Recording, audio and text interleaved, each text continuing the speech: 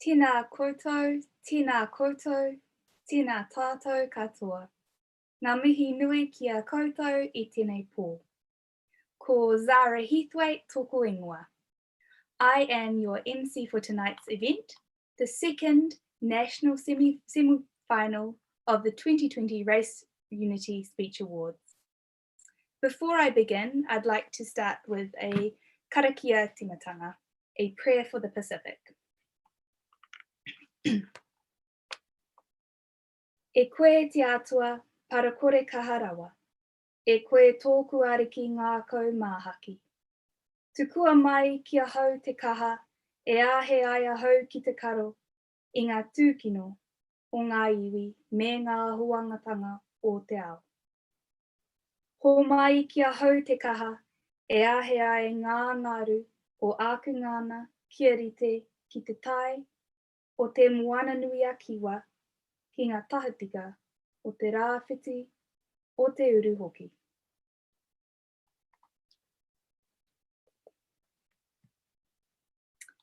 And so, it is my great pleasure to welcome you all to this national semi-final, featuring 7 of the top speakers from around Aotearoa.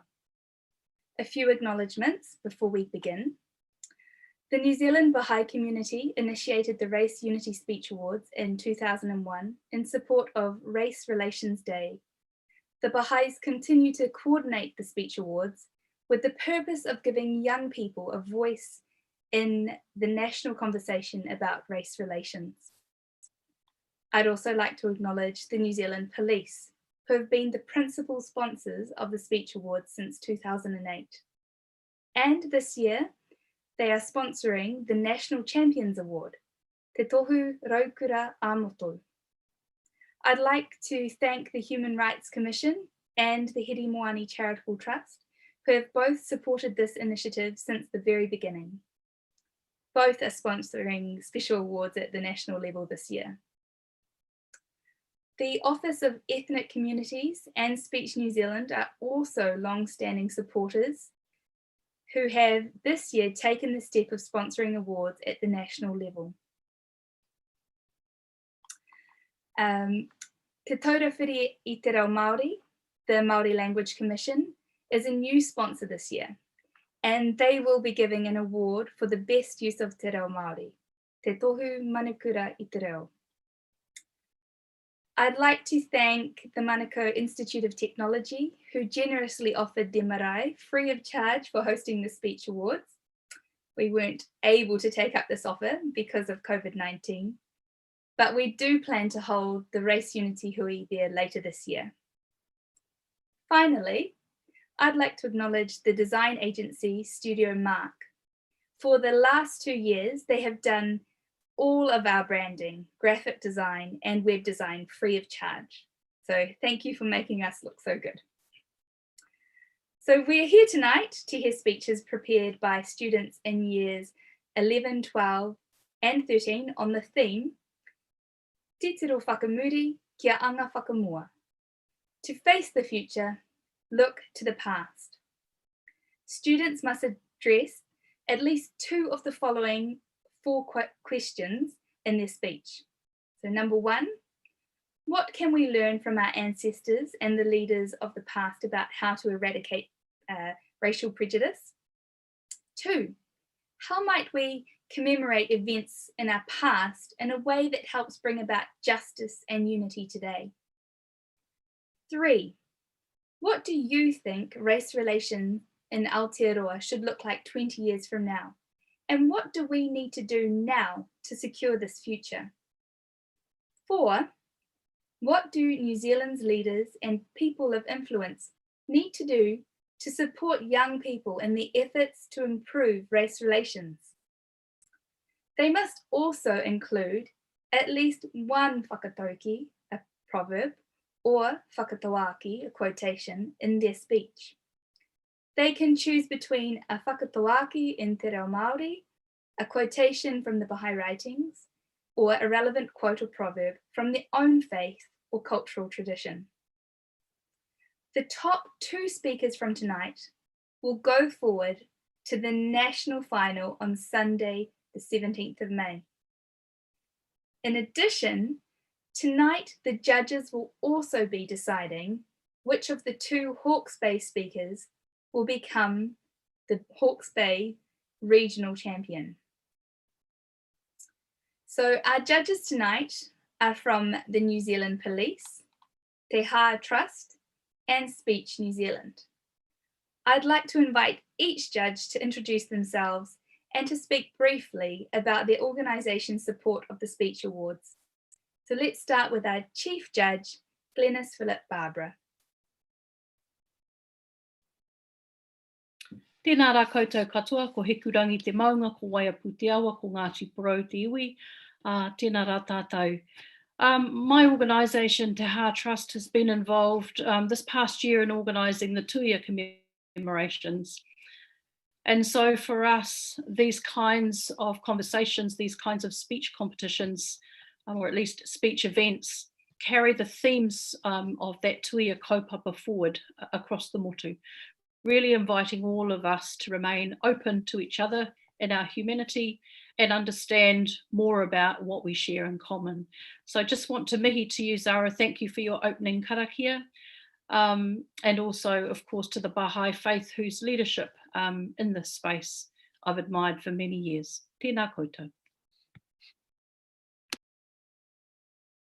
Good evening, everybody. My name is Senior Sergeant Rod Salt from the police. My current role is Ethnic Responsiveness Advisor within Tamaki Makaurau, Auckland. Police are very honoured to be part of this, and for the past few years, since 2008, I'm particularly honoured to be one of the judges tonight, and best of luck to you all.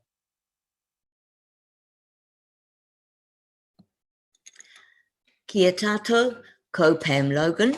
I'm a teacher and a trustee with Speech New Zealand, and I live in Blenheim.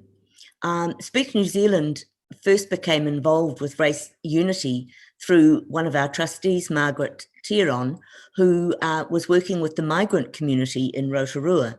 And I think she was asked to be a judge, and she very quickly recognised the fact that there was a very good fit between race unity and Speech New Zealand, as we both had very similar objectives. And Speech New Zealand was founded over 50 years ago to support young folk and adults so that they could develop more skills in public speaking, in leadership, and in performance work. And this year, we've had to go to Zoom as well. Normally, we run exams all over New Zealand, but this year we too have had to have Zoom exams, and those have been going extremely well so far. We only have to watch the news at the moment to just see how important communication skills are, and the need for a very clear message and a message that really communicates with the listeners or the intended audience. And tonight, I'm really looking forward to working with all you young people, and as you communicate and you share with us your vision for a better New Zealand. Thank you.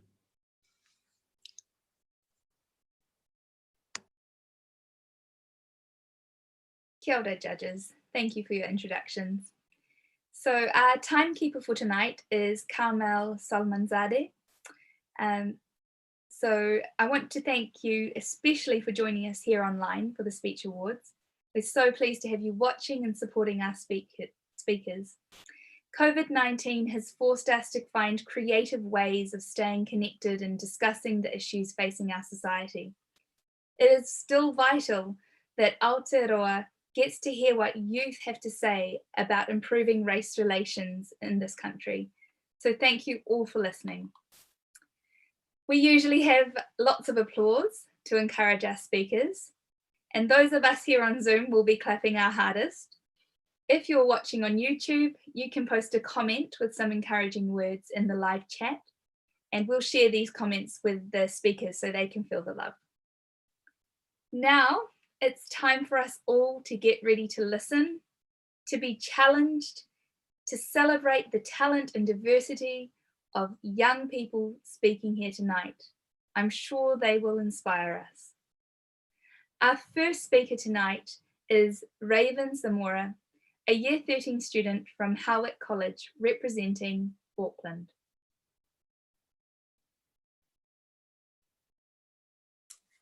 Imagine yourself driving towards your destination, moving forwards for you to reach that place. Traffic will come along the way and will cause you problems to reaching your destination. But in order for you to get there, you can't keep moving in a straight line. There are some instances where you have to change lanes. And for you to do that, you have to look back. This is just like us right now. We are driving to reach a peaceful place where everyone is treated equally, but traffic is hindering us from getting there. And that is racism. Some people are even contributing to the traffic right now without even realizing it, especially during the rise of coronavirus. They may be judgmental towards the Asian people, but there's a bigger act of racism happening. Systemic racism. Politicians and business leaders often make decisions that systematically disadvantage one group, meaning that one group will be more privileged than the other. In the Bible, Isaiah chapter 1, verse 17 says, "Learn to do good, seek justice, correct oppression, bring justice to the fatherless, and please the widow's cause." Now I want you to think about this. How are you ending oppression and seeking justice? Systemic racism plays a big role in pandemics, not only during the present, but also the past. In 1918, the Spanish flu was brought to New Zealand that resulted in 9,000 deaths, with Maori people suffering the most as they had a death rate of 50 per 1,000 people, 8 times that of Europeans. But why is that?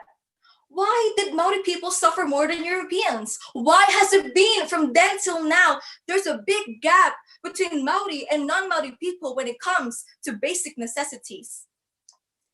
First of all, Maori people receive less healthcare than non-Maori people.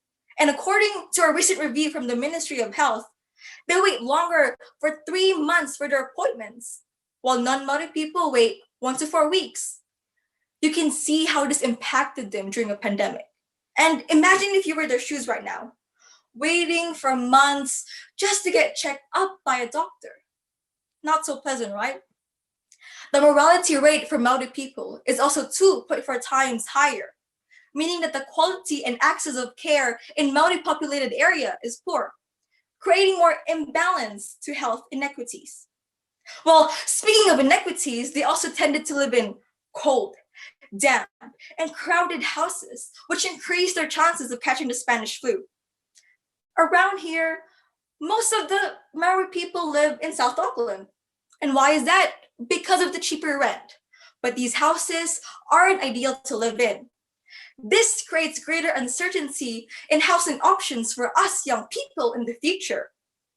Society has labeled South to become a dangerous place because of Maori people living in their dodgy-looking houses. But frankly, the only thing dodgy here is the fact that Indigenous people are the ones who either have no houses or are living in poor conditions. At a recent Shift Aotearoa conference, evidence was shown that since 1991, there has been a rapid decline in Maori home ownership. And if the government doesn't make any structural changes at an economic level, the Maori will entirely be a population of renters by 2061, with less home opportunities than today. Well then, what does systemic racism have to do with COVID-19? You see, young people are having to drive further away for better healthcare and wait longer for their appointments. They're having to fit their big families into smaller houses, making it crowded and more in risk of catching COVID-19. Distance learning is tough in a small, crowded, cold house, especially to maintain focus.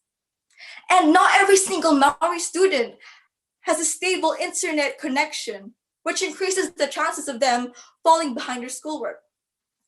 Furthermore, Maori and Pacifica parents tend to have jobs that can't be done at home, meaning that they're more in risk of COVID-19. If you remember my driving story, what's next now? We have to change lanes. But for us to do it safely, we have to look back.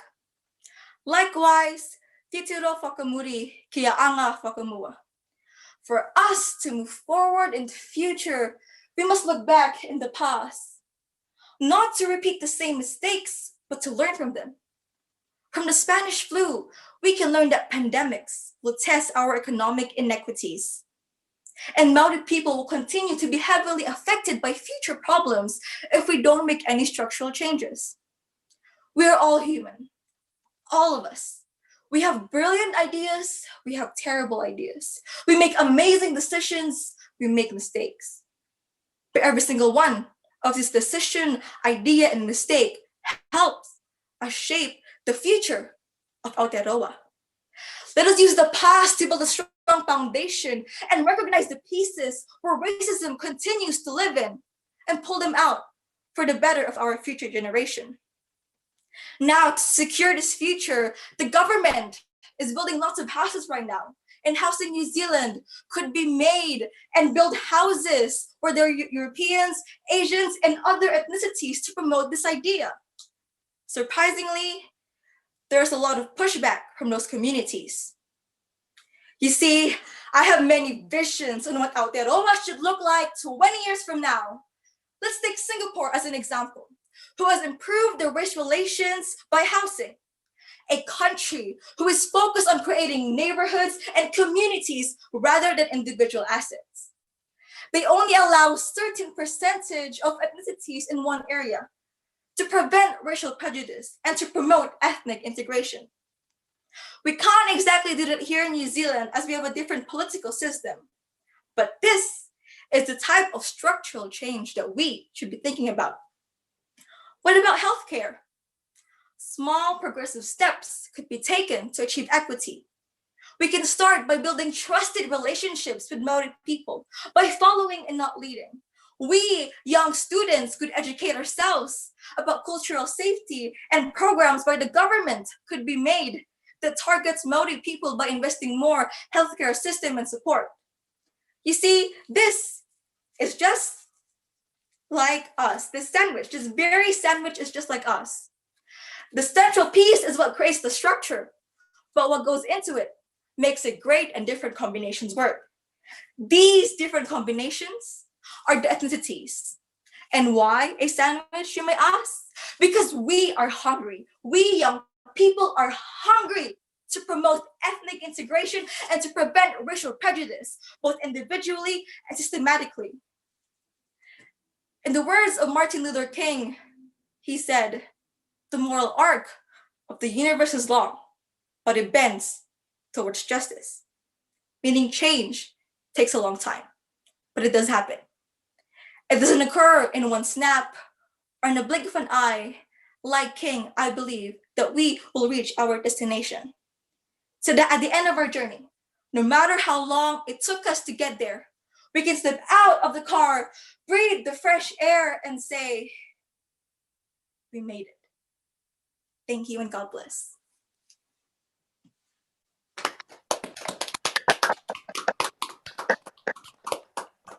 Wow, thank you so much, Raven. Now we are going to give the judges a few minutes before the next speech. While we wait, we're going to listen to some music from a performance of Ethno New Zealand, a music project that brings young musicians from around the world to share their music and culture. The camp this year was hosted at Piritahi Marae on Waiheke Island, and these recordings are from the community concert at the Marae. To find out more about how you can participate or support Ethno New Zealand, you can visit ethnonewzealand.com. The first track tonight is a Swedish piece of music called Vals Lasse I Libi.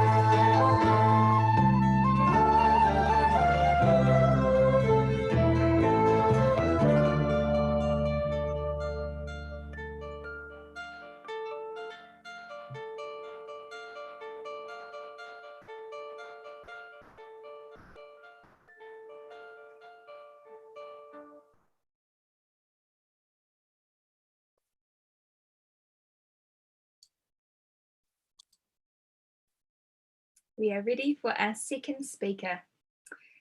Our second speaker tonight is Pieter Prouting, a Year 12 student from Craighead Diocesan School, representing Central South Island.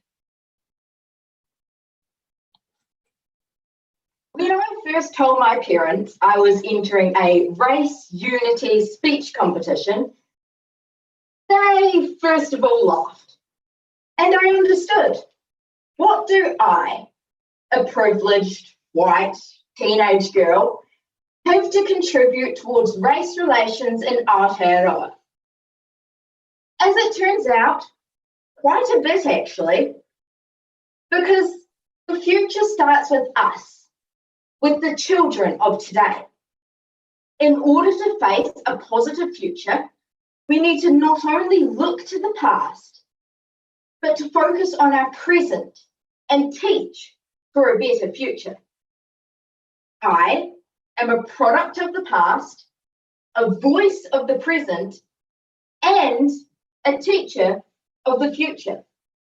What I do now, what I teach my children, will ultimately shape the future of race relations in New Zealand. Our visions, dreams, opinions, and ideas have all been influenced to a degree by the older generation.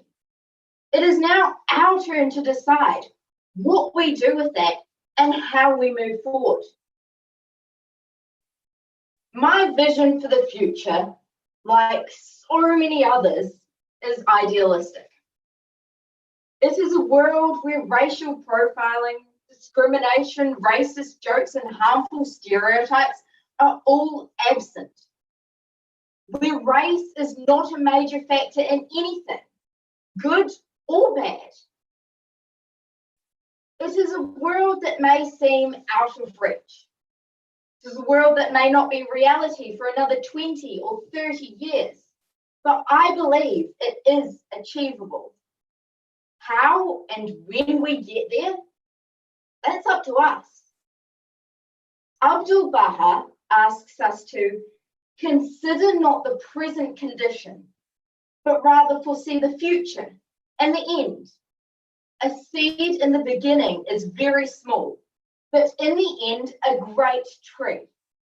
One should not consider the seed, but rather the tree and its abundance of leaves, blossoms, and fruits. The seed in this context is you, me, everyone.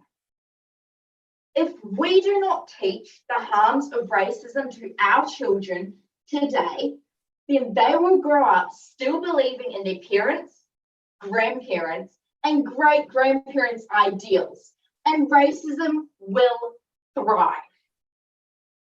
We are the ones that need to reject the racist notions of the past, to teach the future that racism has no home in our country. Fixating on the tree does us no favours, as then we look to the next generation for a solution and not our own. We need to nurture the seed, nurture positive race relations. Then through time, hard work and education, race relations in New Zealand will be blossoming with the fruits of peace. Our past is a huge part of race relations today. It's where we get all of our preconceived notions and hatred. New Zealand has a not so stellar history in the unity of races. We have a messy, tainted past regarding interactions with many races and religions. Whites only, Springbok tour, the Yellow Peril land grievances, and most recently, the Christchurch mosque attacks. These events are little known about outside of their day of commemoration. The Treaty of Waitangi, a pivotal moment in our nation's history. This treaty is commemorated with a national day that seems to be only filled with protests and controversy, not many actually knowing the full story of Waitangi. This day of commemoration only seems to further the divide in races and fuel negative opinions about each other. Spending a day commemorating and bringing up the mistakes our forebears made seems counterintuitive to the unity of races, as all we do is air our past grievances and not work for justice and unity. We should not be recalling and remembering, but rather teaching. What is the point of bringing up an event continuously if we do not teach lessons to improve our behaviour? Take the Yellow Peril. From the 1860s onwards, Chinese poured into New Zealand at the invitation of the government. They were welcomed at first. That soon changed. They looked different. They talked different. They ate different. They were different. And so, in true Kiwi fashion, they were ostracised, abused, cast out. Soon, an invitation became a warning, a poll tax, an immigration restriction, and a message that said, get out. We don't want you here. We are so hesitant to admit this, and yet it is happening again. With the masses of Chinese flooding into New Zealand for tourism, and more recently with the COVID-19 outbreak, we are seeing astronomical amounts of racism aimed at Asians. History always repeats. How can we break that cycle? We don't dedicate a day to it and then forget about it. We need to educate children on our nation's history and the issues we have that lead to racism. The only time we learn about these events shouldn't be during a year 12 history study, when all we're focused on is getting credits anyway. We shouldn't brush off racism by saying children are too young to understand. Because if a child is old enough to pick up the racist remarks their parents are making, then they are old enough to be taught what is acceptable and what is not. So, looking to the future may require looking to the past, but we shouldn't fixate on it. We look to our past and see only mistakes repeated again and again. We seldom see the solutions to all our problems. In order to face our future, we need to focus on our present. We need to educate, to teach children about the events of our past and what our future could look like. Moving forward is hard to do when you're always looking over your shoulder. So instead of dwelling in all our mistakes, we should acknowledge them and move on. We should look to the past for education, to the future for inspiration, and focus on the present for change. And that starts with a privileged, white, teenage girl who will help shape the future of race relations in Aotearoa. Thank you.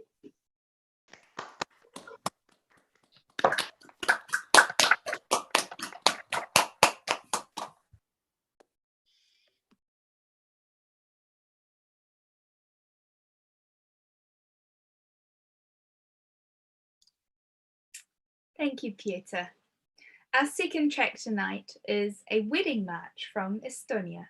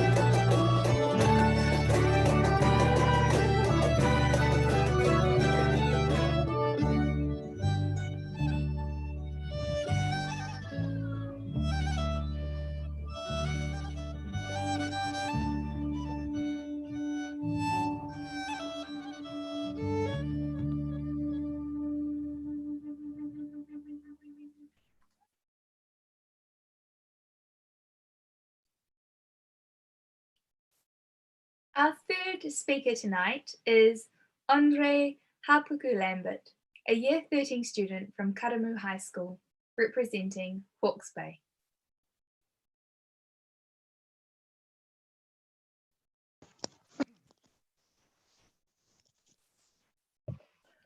A monk was approached by a young man. The young man was troubled and had something on his mind. He said to the monk, "This world is so full of hate, where people discriminate. So I ask, how do you change the world?" The monk smiled and replied, "The key to changing the world is changing yourself. E te iwi, you see, what we do, what we say, how we behave, influence the people around us.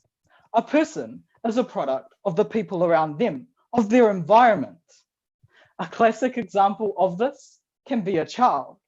If a child was brought up around people that spoke positively and acted peacefully towards all people, that child will become someone who is positive and peaceful to all.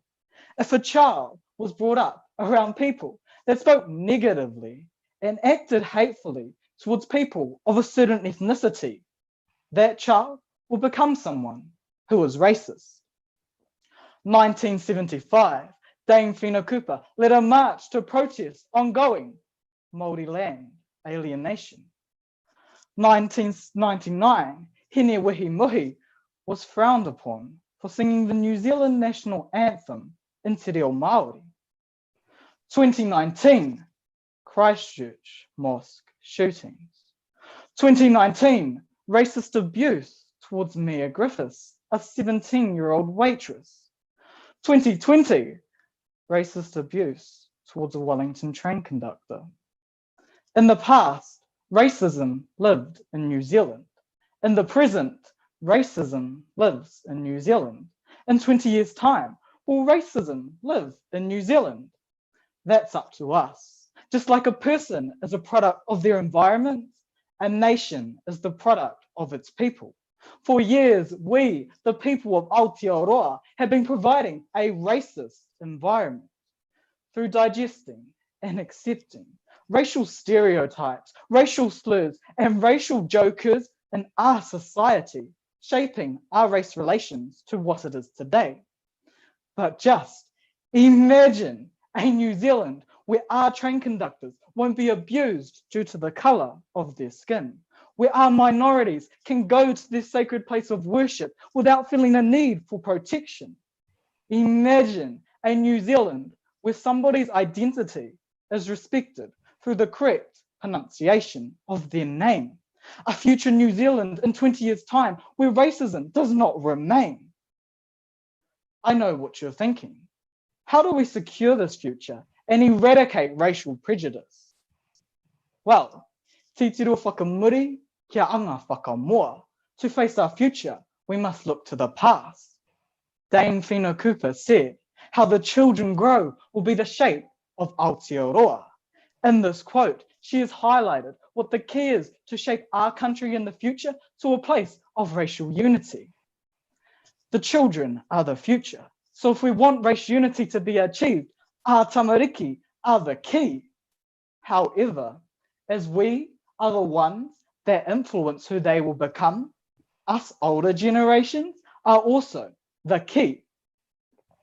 I believe there are three important things we must learn from our past. We must collect these so we can then project these onto our tamariki for them to reciprocate and use to create a harmonious, unified future New Zealand society. The first is mātauranga, or education about different cultures. This is important because why should I respect another culture if I don't see its significance? New Zealand, we must whaia te mātauranga, pursue education. This will give New Zealanders exposure to diversity, and this means when they are in a situation where someone has a different cultural belief, speaks another language, or when they go onto a marae, they won't show racial prejudice and instead know how to respect, accept, and embrace diversity. Education about our own country's history is also important. Some people might say, get over the past, it doesn't matter anyway. But what they are actually saying is get over the history that has a massive impact on people's lives today. The government's decision to make New Zealand history compulsory in the school curriculum will set this country up for success within 20 years' time. as through this, the future New Zealanders will be more accepting of diversity. Aotearoa, whaia te mātauranga. The second thing is a trait which we can learn from our past leaders. What does Dame Whina Cooper, Hine Wehi Muhi, and Mia Griffiths' great stances against racism have in common? Maya, courage. E te iwi, right now, when people are being degraded in our schools, our universities, our workplaces, due to the mispronunciation of their name, we need courage. Right now, when our train conductors are being abused due to the color of their skin, we need courage. And right now, when our young waitress workers are being mocked and made to feel ashamed of themselves due to their heritage, we need courage. Right now, we need to have the courage to e tū kōrero atu, stand up and speak out.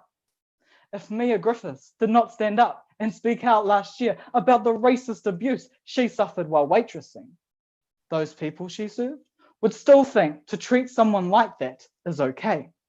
E te iwi, like Mia, we must stop standing on a fence and instead have some strength when we hear a racial comment, a racial slur, or see any racial gesture in our society.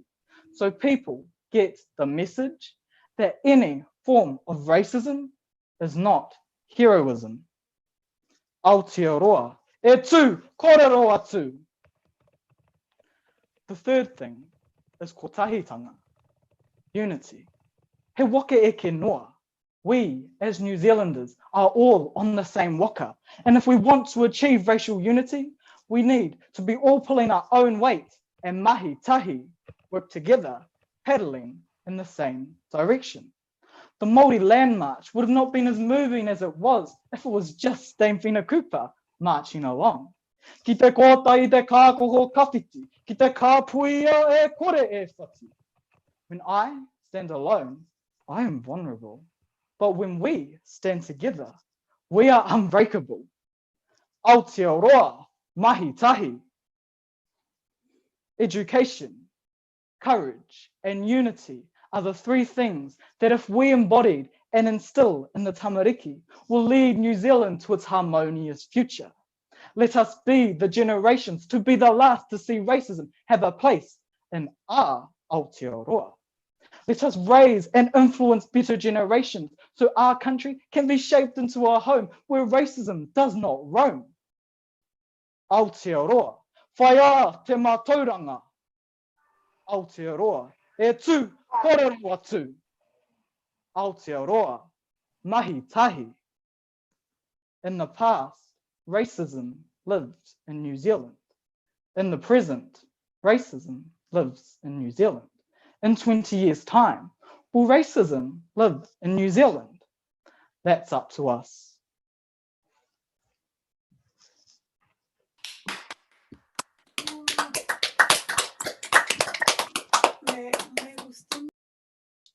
Thank you so much, Andre. The third track tonight is a combined Jewish and Irish polka.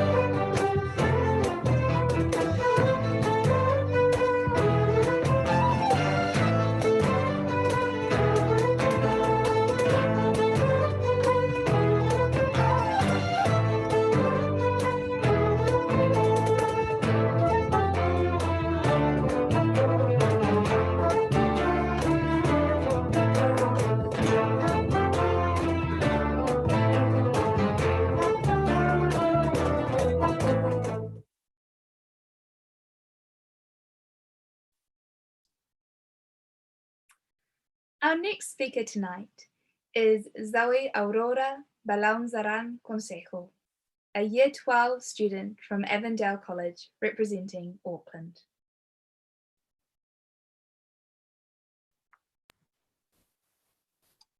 The air was too cold. That was my first impression of New Zealand arriving for the first time. The second was the voices, the endless chatter of more languages I ever heard in my life as I woke up Queen Street for the first time. I guess it was only normal for me to idolize this amazing new country that was to be my home. It was fascinating to see so many people of different cultures living together. I was in awe at how different everything was from Mexico, my home country. Not realizing at the time that it was in fact not so different. Because behind the appearances of a tolerant nation, creeping in the shadows lies an unseen culture of racism. Unseen because we choose not to see it, to keep telling ourselves that we are better than other nations. The simple truth is, ignorance and prejudice is everywhere we go. It has its roots deep in each and every one of our histories. Therefore, it's crucial that we look back at them, find their teachings, and learn from them, in the hopes that they will give us the tools we need to move forward. And so I will tell you my history, hoping to add one more tool to the toolbox. Mexico was colonized by Spain in 1521. In 1531, the missionary Don Vasco de Quiroga arrived in Mexico. Unlike others, he was interested in learning from the indigenous people, who they were, what they believed in. He established himself in the western state of Michoacán, the land of the Purépecha people, by the Pátzcuaro Lake. As years of prosperous towns lived around this lake, however, with the arrival of the Spanish, many lives were lost and the remaining people lost their livelihoods. So Don Vasco, having connected with them, decided to help. He introduced a system of distribution of labor in which each town specialized in a specific craft. He did so, not with the intent to colonize, but to improve the life of the people by lifting the economy, encouraging trade, and making the whole area self-sufficient. He became a very significant figure in that part of the country. The title Don is an honorific in Spanish that shows the respect people felt towards him, a respect shared by the Purépechas, who nicknamed him Tata Vasco, Tata meaning father, the generous one, or the one who looks after. Fast forwarding 400 years. It must have been around 1930. My great-grandma must have been around my age. She was born in the lake town of Pátzcuaro, where the bones of Don Vasco are stored in a church built in his honor. One day, government forces arrived to take the bones off to the capital. They came out of nowhere and didn't ask anyone. So in order to savage them, my great-grandma got out on the streets and started screaming, "They're taking Don Vasco's bones, they're taking Don Vasco's bones." She called upon the people to protect them. And so they did. The bells of all the churches started ringing and everyone came out of their houses armed with what they had at hand, brooms, stones, sticks, and they put themselves in between the army and the bones. Tata Vasco's bones for some, and Don Vasco's bones for others. But in that moment, they became one and the same because whether wealthy or poor, indigenous or mixed, they all came together behind one common goal, which put the differences aside. I hold this story very close to my heart, as it's being passed down through generations within my family, and is not recorded anywhere else. I believe it's important that I commemorate it by remembering and learning from it. So even after having lived in New Zealand for almost 5 years, I keep looking back at it. I asked my grandma to tell me the story one last time while I was writing this speech. I was curious as to how the people came together that day. And she mentioned a phrase, which for me offers an explanation as to what happened that day. Hunax kotanik, un solo corazón, one heart alone. It is said by the Tzeltal people of southern Mexico. It's a concept of what happens to one of us happens to all of us. It differs from the Western belief in the individual self and self-preservation because there is no self. We all share one heart. We're all one community with one common purpose, guided by one collective project. But how do you get everyone to be part of said project? Mexico was a divided country. The few oppressed the many. There were so many different indigenous ethnicities and many social classes. So how could people so different from each other find a common cause? The key is in what they valued. And on that day, what they valued was the right to keep and honor the bones of a figure who they all collectively loved and respected. So that's why it didn't matter if it was Don Vasco or Tata Vasco, because on that day, it became their common project. So all this left me wondering, does New Zealand have a common project? And it doesn't. New Zealand is a very, first of all, what I mean when I say a common project is a collective set of values, what we see as important and what we do to achieve it. New Zealand is a very diverse country, Auckland being the fourth most diverse city in the world. We're beginning to hear now more and more that diversity is a good thing. And I agree with that because I believe it allows us to innovate and to grow as a society. However, only when we all work together to achieve one common goal. New Zealand having such a diverse population can be tricky because we all have different projects and are not aligned. So being so focused on ourselves, we create a divide between races and we forget about the common good, which is not the good of our race by itself, but of New Zealand as a whole. New Zealand is yet another product of colonization. Even now that we are seen by the world as a progressive and tolerant nation, we're still suffering from an injustice that never healed. We're at a point in which we could become the most tolerant nation in the world and yet will have no racial unity. Because it's not about tolerating anymore. That just keeps the us and them dynamic. When we're talking about a collective project that will bring about racial unity, we must emphasize it's not a matter of inclusion, but of incorporation and cooperation of races. Let's for a moment look at New Zealand as the Pátzcuaro Lake, an abundant source of opportunity and livelihood, sustaining a multitude of different ethnic groups. We lived through a massacre as a result of colonial conquest. Land was stolen, culture was oppressed.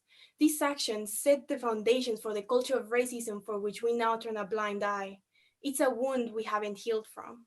The bruise is still visible through everyday systemic and casual racism. So as we cough with the disease that is ignorance and prejudice, we try to move forward. The way I see it, if the only path forward is through a common project, then we must heal as a nation first before being able to follow it. So then the question becomes, how do we heal? I believe the answer is to be educated, to learn and commemorate the histories of everyone who's here, to listen to all of our projects, better education, housing, environmental action, cultural awareness. And just like how Don Vasco listened and worked with the Purepecha people to improve their lives, once we have listened to all of our projects, having gained a level of mutual understanding, we will be able to align them towards one common goal, our collective well-being. A recent example of unity displayed in New Zealand was the Strike for Climate. Young people of all races and backgrounds came together behind one collective project. We were educated about the dangers of climate change, and we set our common goal into mobilizing to raise awareness and to tell the people in power to do something. That's what you call change from the bottom up, when the many demand change to the few in the power to do so. Once we have figured out our common project, that type of mobilization can be a good start. However, for the next step, we must remember Hunak Skotanik, one heart alone. We must all stand in this together. So the people in power and of influence should be part of the project, not just the finish line of it. 5 winters have passed, and the cold wind doesn't bother me anymore. I no longer idolize this country. It is my home, and I care for it. And so I will work hard to make it better with all of you. We can no longer turn a blind eye on the issues we face today. We must all stand together for a better New Zealand. And I believe in us. Animo, Nueva Zelanda, kia kaha Aotearoa. Thank you very much.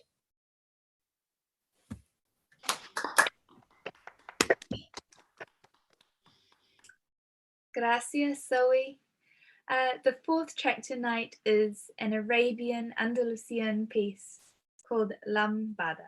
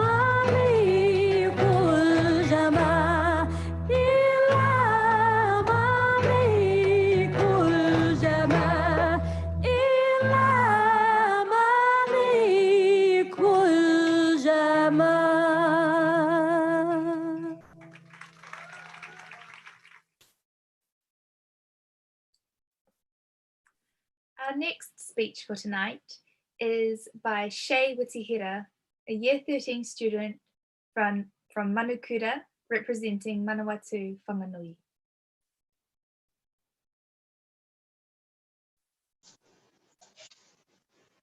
It started with a few cases of an unknown virus in Wuhan, China at the conclusion of 2019. Days later, the virus was identified as coronavirus, and by January 11th of this year, the first death caused by the virus was announced. Day by day, new cases of the sickness flooded in, until finally it was announced by the National Institutes of Health that they were working on a vaccine. But by then, the third death caused by the virus was announced, as well as the confirmation of the first case on American soil. Of course, here in little old Aotearoa, we thought, nah, we're over 10,000 kilometres from both countries, there's no way it could reach us. That was until February 28th of this year. We interrupt this broadcast with breaking news. We have confirmation of the first case of coronavirus here in New Zealand. This global crisis triggered citizens across the globe to take precautions effective immediately. Infections in over 70 countries, more than 3,100 deaths, over 90,000 global cases, just one virus. Does this pandemic sound familiar to you? Now, in this case, I'm not referring to the plague epidemic, but rather racism. You see, our concerns are heightened when life is at risk. So I pose the question, why aren't we worried about the lives of victims of racism? Contrary to many opinions, racism actually does kill. Now, if we were to tackle racism the way in which we are currently tackling coronavirus, I believe we could first minimize the statistics before we are away with it. Now I hear you questioning, but Shay, what's the cure? It starts with education and global well-being. In September last year, it was announced by Jacinda Ardern that New Zealand history is to be taught in all schools and kura by 2022. This shift was stated as a commitment to a better New Zealand that recognises the value of all of its residents. This change of curriculum is set to include a wide range of New Zealanders' experiences, and is set to include the arrival of Māori to New Zealand, Te Tiriti o Waitangi, the colonisation of and immigration to New Zealand, just to name a few. First and foremost, the guarantee of all students from 2022 forward having some form of education that relates to the country they reside in is greatly essential to first understanding the foundations of our country, but to also be exposed by the stories of brutality endured by our ancestors for us to be here today. Now, unfortunately, minorities are still experiencing these same trials and tribulations today. Predetermined mindsets that stem from an ongoing culture of categorizing individuals into groups of powerful and powerless, superior and evidently inferior. Lucky for us, this thought process is not genetic. No, this is a taught behavior. This racial stigma needs to be broken, and it starts with education on all bases. Well-being, arguably among the top most talked about issues facing not only our communities, our country, but our world as a whole. Studies have outlined the ongoing effects racial discrimination has on well-being, with most victims of racial discrimination being more likely to have underlying health issues and a lower quality of life. Psychology today even quotes that when children observe racism, it often erodes their self-confidence and mental well-being enough to affect developmental milestones and achievement in school. So the take-home message from this study was that due to racism being so embedded in our culture for centuries, it will take a conscientious effort from people across our society to remedy the problem. Now, with all that is currently happening regarding COVID-19, it's easy for us to acknowledge that from the ground up, our efforts to minimize and stop the spread of this virus have been highly commendable. However, we cannot ignore the underlying element of racism that is coming into play. The cough can be treated, but I am yet to find a vaccine for racial discrimination. Never did I ever think I would live through such a historic event in not only our nation, but our world's history. And right now, more than ever, our well-being should be at the forefront of our concerns. Now, regardless that the virus began in China, there is no excuse for it to be regarded as the Chinese virus, Mr. Trump. With headlines portraying racial discrimination towards our Asian communities appearing in local headlines, our Prime Minister continually reminds us on the importance of being kind to one another. We must unite to fight the virus, not each other. Our fears and anxieties about contracting this virus mustn't affect our outlook on others. Whilst it's important to take precautions, it does not justify the need for xenophobia. We should be focusing on enhancing and maintaining our well-being, uplifting and looking after those around us, remaining in contact with friends and family in the best way possible, because now, of all times, is not the place for racism. As we did following the mosque attacks, and equally with the Australian bushfires, we must show our support through unity. So, what's next? We must look to the past in order to face our future, right? If we were to reflect on our own country's history, what do we know? You see, our history is laden with racial incidents against varying races, despite New Zealand being known for its diversity. The poll tax imposed on Chinese, the Springboks tour, the two-boy raids, the mosque attacks just last year, to name a few. Whilst we cannot change our history, we have the ability to change our future's course by what I call the 3 A's. 1, acknowledgement. Acknowledging each other's history and realizing that whatever our ancestors went through, bruised and battered, we are still here today, and that's got to count for something. 2, acceptance. Accepting that this community, this country, this world we live in is far too diverse and ever-changing for us to be oppressing one another. Accepting each other's differences and putting aside whatever bad blood we have between us, because let's face it, we've got bigger problems to deal with, like COVID-19, might I add. Finally, allegiance. Yes, if it wasn't already obvious, we are the cure for racism. Our country's ability to unite and abide by the rules set in place during this lockdown have already been commended worldwide, with other countries wanting to follow suit. So why not give them another great example to follow than by uniting against racism for the greater good? E ai ki pēnei whakatauki. Nā tōrero, nā takurero, ka ora ai, te iwi.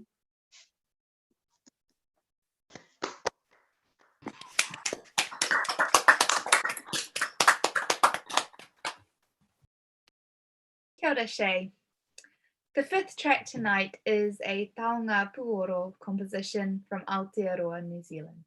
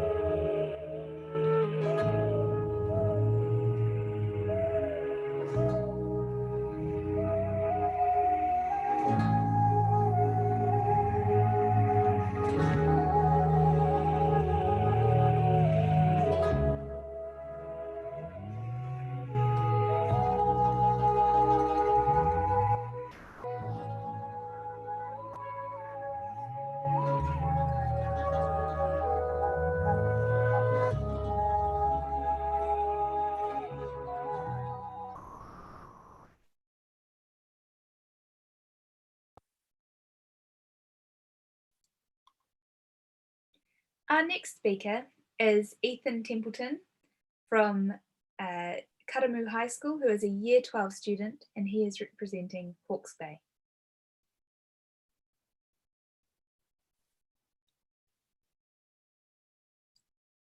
He honore he karoria ki te atua. He mangarongo ki te whenua he whakaro pai ki ngā tangata katoa. Ake, ake, ake, ake. Honor, glory, and peace to the land. May good thoughts come to all men, forever and ever, ever and ever. That is a karakia that is preached throughout many schools in New Zealand. And for 2 years of my life, I had to cite that every day. It's calling for peace, humility, and tranquility in our day-to-day lives is something that we all like to live by. Our Indigenous culture here in New Zealand is one of great inclusivity and a culture that embraces diversity in all areas. We as a country like to celebrate that fact daily. Yet under our long white cloud of diversity lies streams of hatred, deep rivers of racism, and great lakes of xenophobia. This visage of a happy, inclusive nation is absolutely false, a misrepresentation of the Vox Populi, something that is not who we are. Racism in New Zealand has been an ongoing problem. We could talk for hours on the suppression of the Māori from the colonists. However, racism in New Zealand is much more than that. One of the biggest racial issues in New Zealand lies with our xenophobic nature towards immigrants, the people who come and choose to live among us. Whenever we hear that someone could be from another country, our immediate nature is to call them a name. Raza, Argy Bargy, Curry Muncher, Budbud, the list goes on and on. Racism in New Zealand isn't just the Māori Pākehā dispute. It is the name calling and the discrimination against individuals because of their own motherland. This xenophobic streak of flax is woven into our kete of Kiwi culture. And what a hypocritical strand of flax it is. New Zealand is a country that is founded off of colonists coming from Britain and signing a treaty with the indigenous Māori. For the most part, we are a country of immigrants. And now the generations on generations of colonists have taken a complete 180 on the issue. Anyone from another country who tries to enter ours is shunned right away. We tell them that they need to go back to their home, go back to where you came from. But isn't that hypocritical on our part? When it comes to immigration, we are a country who does not accept people from other lands, even though a majority of us come from these other lands. Where is the honor, glory, and peace to all men in that? Now see, you might be disagreeing with me right now. What is this guy talking about? Or maybe you could be identifying other people in your isolation bubble that hold these xenophobic views, but not particularly yourself. Wake up, people. Every single one of us is guilty. As an example of our guilt, let's look to the current issue of COVID-19. When we heard that this deadly virus was coming out of China, it was the citizens of New Zealand with Chinese heritage who wore the brunt of our ignorance towards their race, a race who already suffers from enough suppression as it is. Yet to make matters worse, we all turned on them, avoided them, we all blamed them because of this so-called Chinese virus, which apparently allowed us to blame them. That there, my friends, is pure racism at its finest. That's what I grew up in. That's our culture, the Kiwi culture. And what does that say about New Zealand? Racism isn't something that you're born with. No, it's actually something that we're conditioned to. Over our upbringing, we aren't taught to judge someone based on their values, their charisma, their individuality, or their courageousness. No. We are taught to judge someone based on their skin color, their culture, based on their race. But there's the funny word, race. Aren't we all a part of the same race, the human race? Isn't it funny that we've created different races for someone based on their ancestry, based on the color of their skin, based on their culture? The media, while we are young and impressionable, makes us believe that certain people are far superior than others and reinforce our country's pre-existing views and attitudes on racist values, telling us that we are all different, when in reality, we are all the same. We are all one race. They are us. The racial divide between immigrants to New Zealand is a serious and hypocritical problem in our day-to-day life, and it needs to be solved. We can't fix this broken system of automatic prejudice by just treating symptoms. So where do we turn for a solution to the future? To face the future, we must look to the past. Consider not the present condition, but rather foresee the future and the end. Taking this analogy, what can we learn from our ancestors and the leaders of the past about how to eradicate racial prejudice in the future? Well, we can learn from the likes of Dame Fina Cooper, Nelson Mandela, Martin Luther King.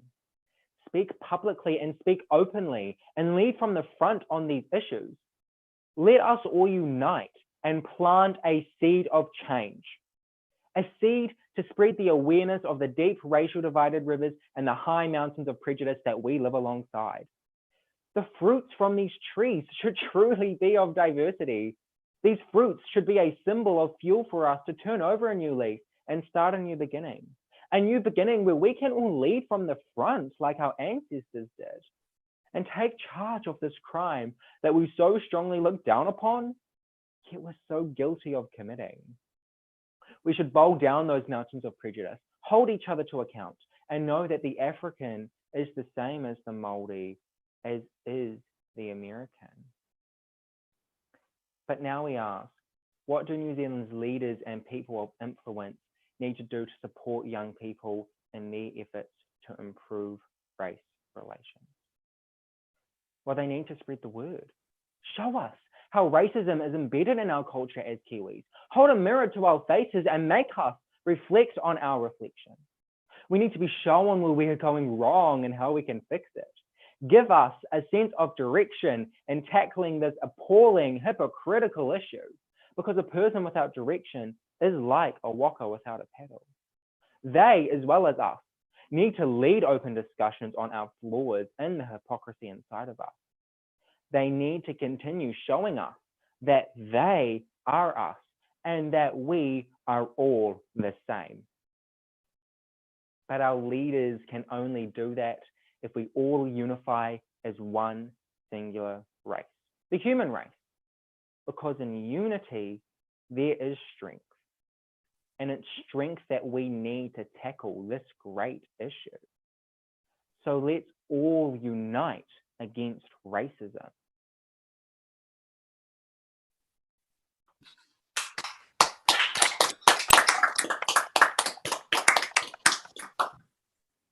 Thank you, Ethan. The sixth track tonight is from Chile. It is called Regale mis ojos.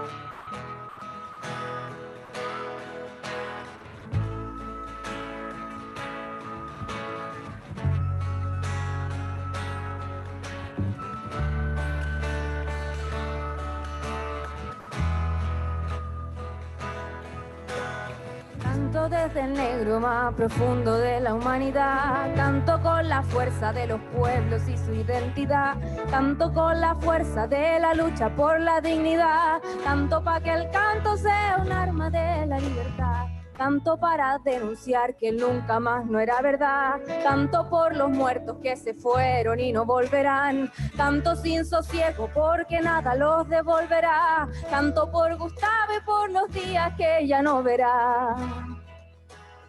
Entre tanta noche, entre tanta muerte, regale mis ojos para que la gente despierte. Entre tanta noche, entre tanta muerte, regale mis ojos para que la gente despierte.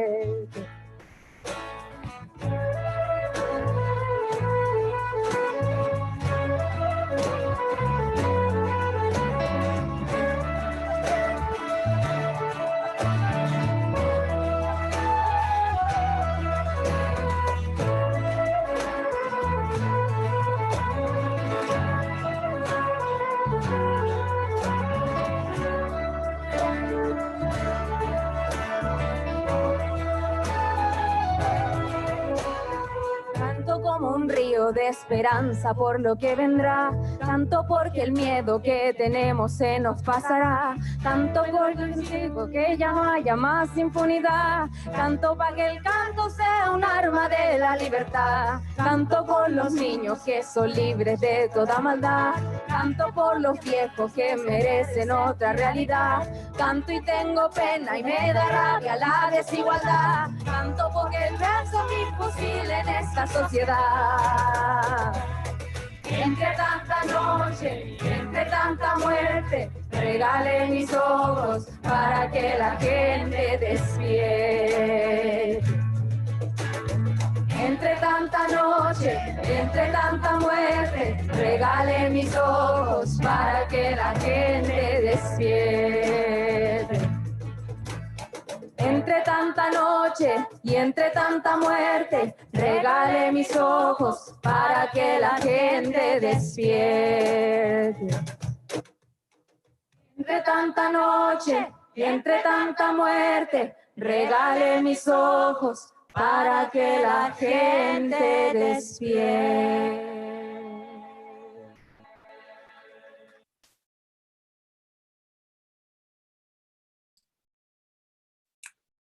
Our final speaker tonight is Gretel Muir, a Year 12 student from St. Paul's Collegiate, representing Auckland.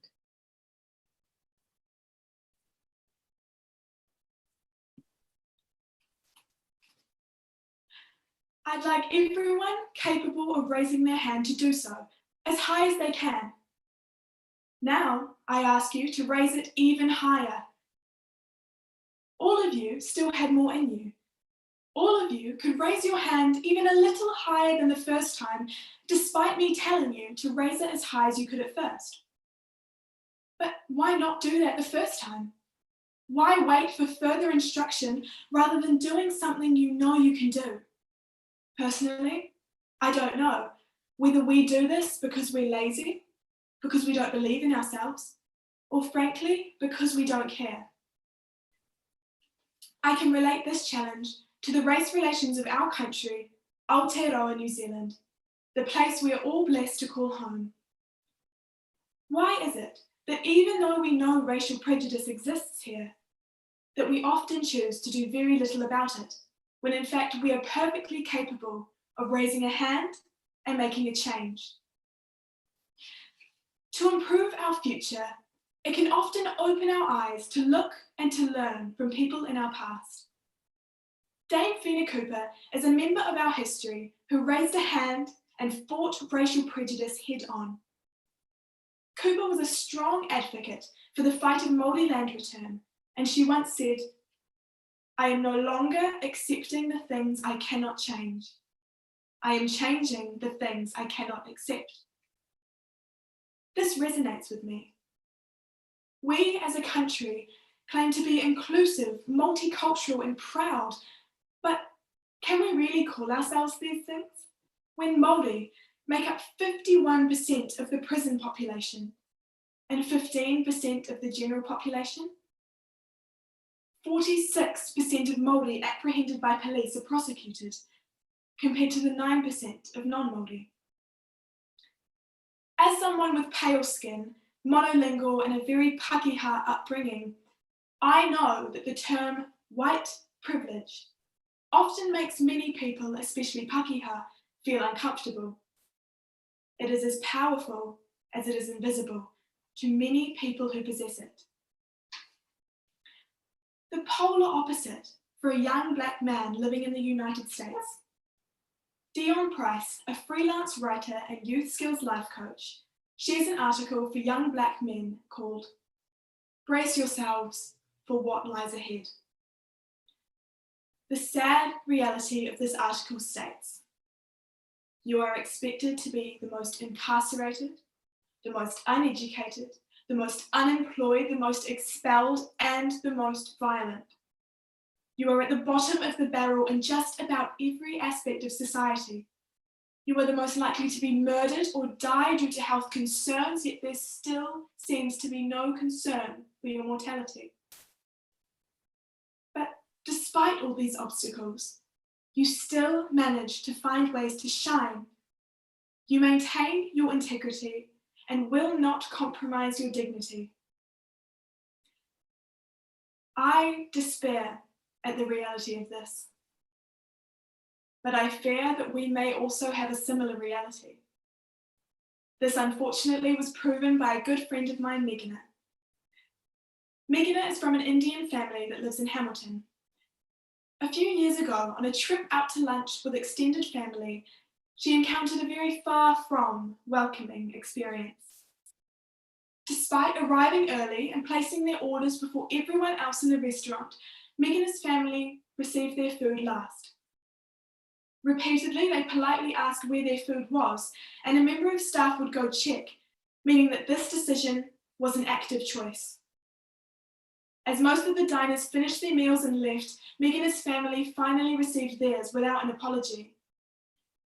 She told me that it opened her eyes to what her parents had faced for years, having to deal with people pushing you around or considering you less, even subconsciously.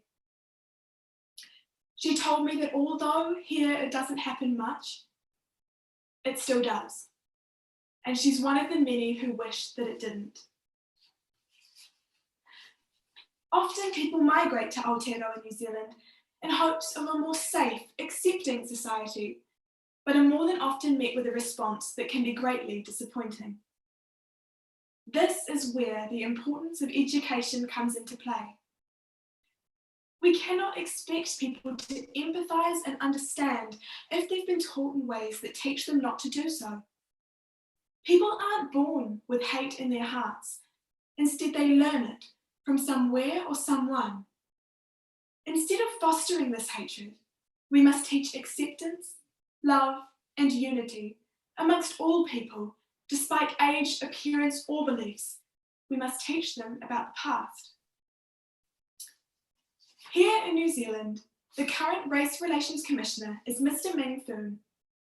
He is a member of our current society who has raised a hand and has many lessons to teach the public. As a fluent speaker of Māori, Cantonese, and English, he knows how it feels to witness discrimination. Mr. Foon states that there were 213 ethnicities identified in New Zealand, and 91 ethnicities identified in the Gisborne region alone, where he was mayor for 18 years. He believes that not only is it important to have this diversity, but to appreciate the diversity. What comes to my mind when I envision the future of New Zealand's race relations? I hope to see all members of society accepting and appreciating one another for who they are. I don't want anyone to feel outcast or made to feel different from those around them. I want people to know that they belong. It's incredibly important to me that we are both welcoming and kind. In recent times, with disasters such as the coronavirus affecting our country, racial prejudice has fostered once more. This is why learning about unity in these times is one of the most important things we can do. We must face it together. So, once more, I ask all of you to raise your hand as high as you can.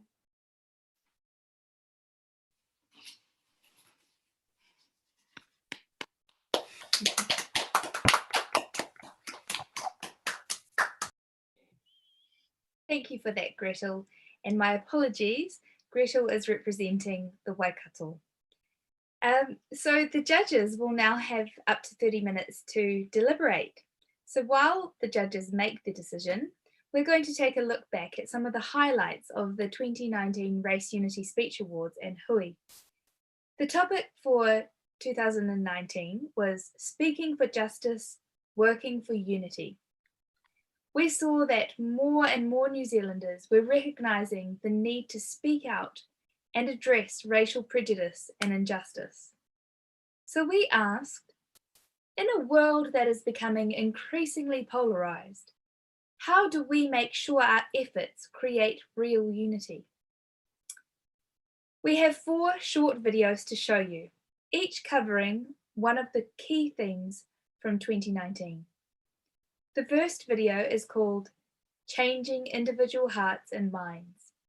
It is about how we can overcome our own prejudices and respond to racism in a way that helps people learn. The second video, Changing Collective Attitudes and Norms, explores the question of how to make our communities more unified and inclusive for people of all backgrounds. The third video is Changing Institutions. It looks at how institutions like our government, businesses, and the media can work towards race unity. The last video is called The Power of Speech. This clip explores how words can work to build unity and understanding, if we use them responsibly. So, without further ado, here is our 4-part video series, Towards Race Unity.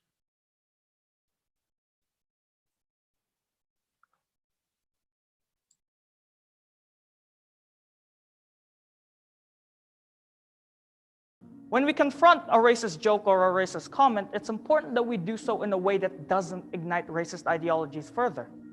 Show respect to the person behind the racist joke. Show respect to the person behind the racist comments, because at the end of the day, like how fires can't be extinguished with more fire, racism can't be extinguished with hate, because it feeds off it. There is so much misinformation. The easiest way to begin that process of changing how someone views the world is actually to have a conversation. People who come to interaction with prejudiced ideas are coming from a place of ignorance. They haven't learned about the culture that they're prejudiced against, or they don't know very much, and so they're coming into that space without much understanding. From full immersion Te Reo Māori schooling, I went to King's, which was a very different experience. I fielded a lot of questions about Māori gravy trains and things about my family being criminals. Heard some really horrible things from some of these kids that I boarded with. But when I met their parents, I saw straight away where their views came from. So I invited some of them to my marae. By meeting my family, by meeting people in my community, they changed. This whole journey of talking about racism in New Zealand on a public platform started with personally experiencing racism and filming it, because for so many people, they didn't think that something like that could happen in New Zealand. It's still something that I think a lot of New Zealanders struggle with, because it's not their lived experience of what it means to be a New Zealander, where for so many minority communities here, it is our lived experience of being New Zealanders. We are living in a multicultural society in New Zealand. Some people keep saying that 51 Muslims got killed in Christchurch. No doubt, they all were believers of Muslim faith, but before that, they were the New Zealanders. We decide whether we want to teach our children, our tamariki, to play with that one kid that's darker than them, or that one kid that's lighter than them. We decide whether we love or hate the different cultures we surround ourselves with. We decide.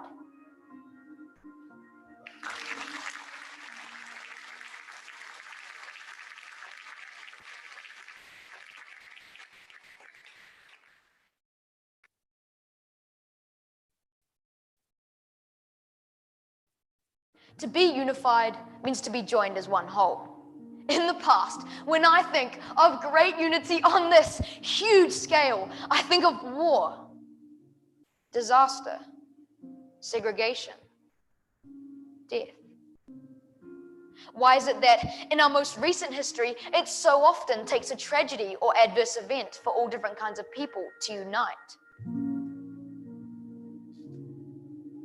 Our communities just want to be safe, to be heard, and to be respected. Our difference is what makes us strong, it's what makes us beautiful, but what unites us is so much stronger than what divides us. Moving our thinking beyond the language and the behaviour of tolerance. If we want to create truly unified spaces and opportunities for people, we actually have to move towards inclusion, which is where we say, actually, I value you, I value your culture, your language, your traditions, and I'm richer and this country is better when we share those things and learn from one another. It's really important to focus on the shared values that we all have, the idea of aroha, I think is universal. But I think it is really difficult when our society, as I said before, is kind of programmed to be an individual, that you're focusing on your own personal success, not community and love and caring for one another. You see, in order to attain unity, we need to make an effort to get to know people different from you. By learning about other people and their culture, your life will greatly be enriched. I also believe that we should expose the next generation to diversity at a young age. Read stories that present the different view of other groups. Discuss TV shows, movies, or books that present different stereotypes. And I think starting that conversation in your household is probably one of the most effective things that you can do, because you raise a whole generation with the skills to be able to stand up for people. But also it's about getting kids involved. Teenagers, we're in this kind of space where we're not old enough to be leaders and seen as equal to adults. I have so many opinions. I know my friends have so many opinions, and I know so many teenagers that I hear have opinions, and we want them to be heard. I think that I have a responsibility as a New Zealander to realize that this is our past, it's who we are. So I've got to acknowledge that. I think in order for other people to recognize their own prejudices, it's about engaging those conversations that make you uncomfortable. It's only through getting uncomfortable that I think that we are able to step forward, and through sharing our stories, I think it creates this beautiful intersectionality between minority groups, and through that we can find empowerment for one another.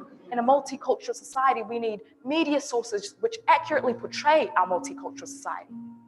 Portraying people of colour as the standard bearers of intelligence, success, beauty, and professionalism, along with their white counterparts. It shouldn't take 50 lives for us to finally come together. It shouldn't take 50 lives for us to finally realize that racism still lives in New Zealand, because it's been going on for decades and decades. And we can talk and talk about racism, but if nothing ever gets done, then nothing ever changes.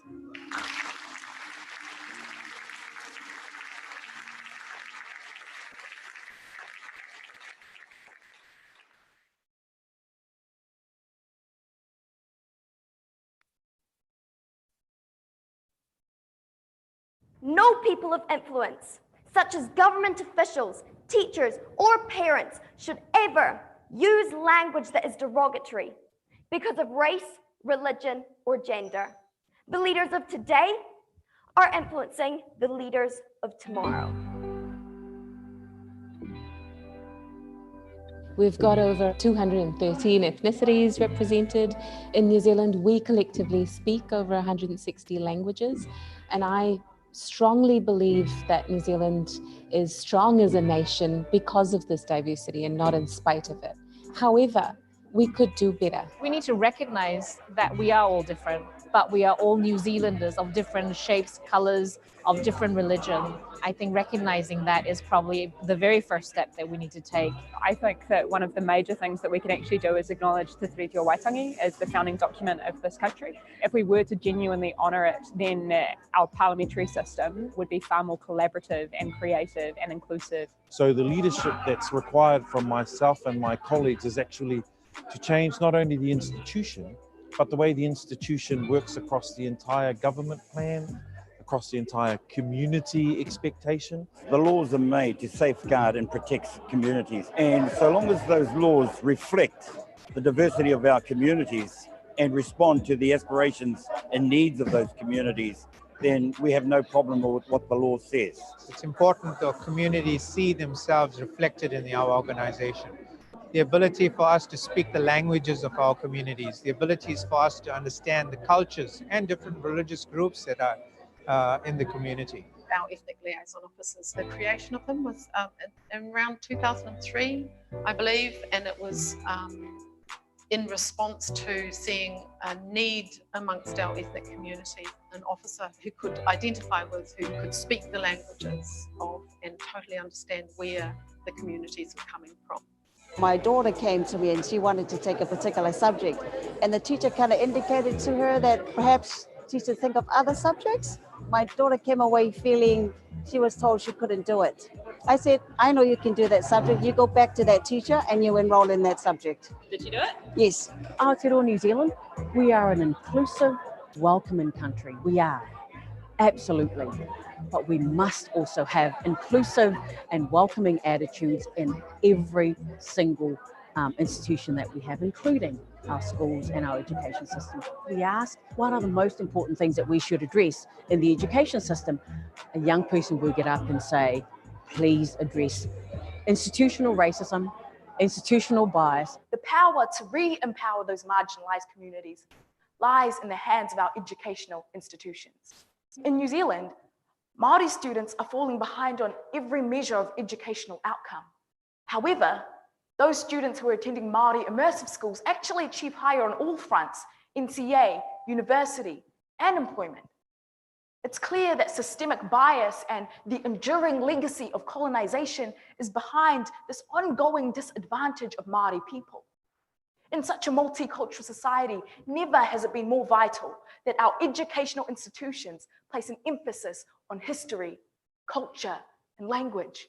And I truly believe we can eradicate these educational inequalities if we cultivate culturally flexible minds and provide all students with the assurance that they have both the responsibility and the right to be there.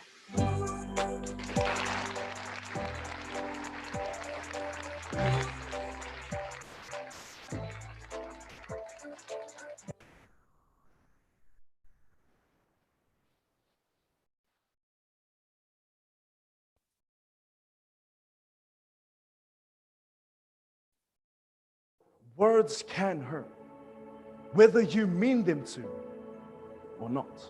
You see, majority of modern day slang is still weighted with historical heartache. You see, in my culture, we have a saying, "E pala le ma'a, ai le pala tala." Stones are rolled away, but words will never decay. So we know that the right to free speech is one of the fundamental human rights that our actual democracy depends on. That has to be balanced against all of the other rights that ensure a free and secure democracy and that we can all participate equally. So the right to be free from discrimination. We have to have a responsibility when we are speaking. Free speech doesn't mean that it gives us a right to attack anyone.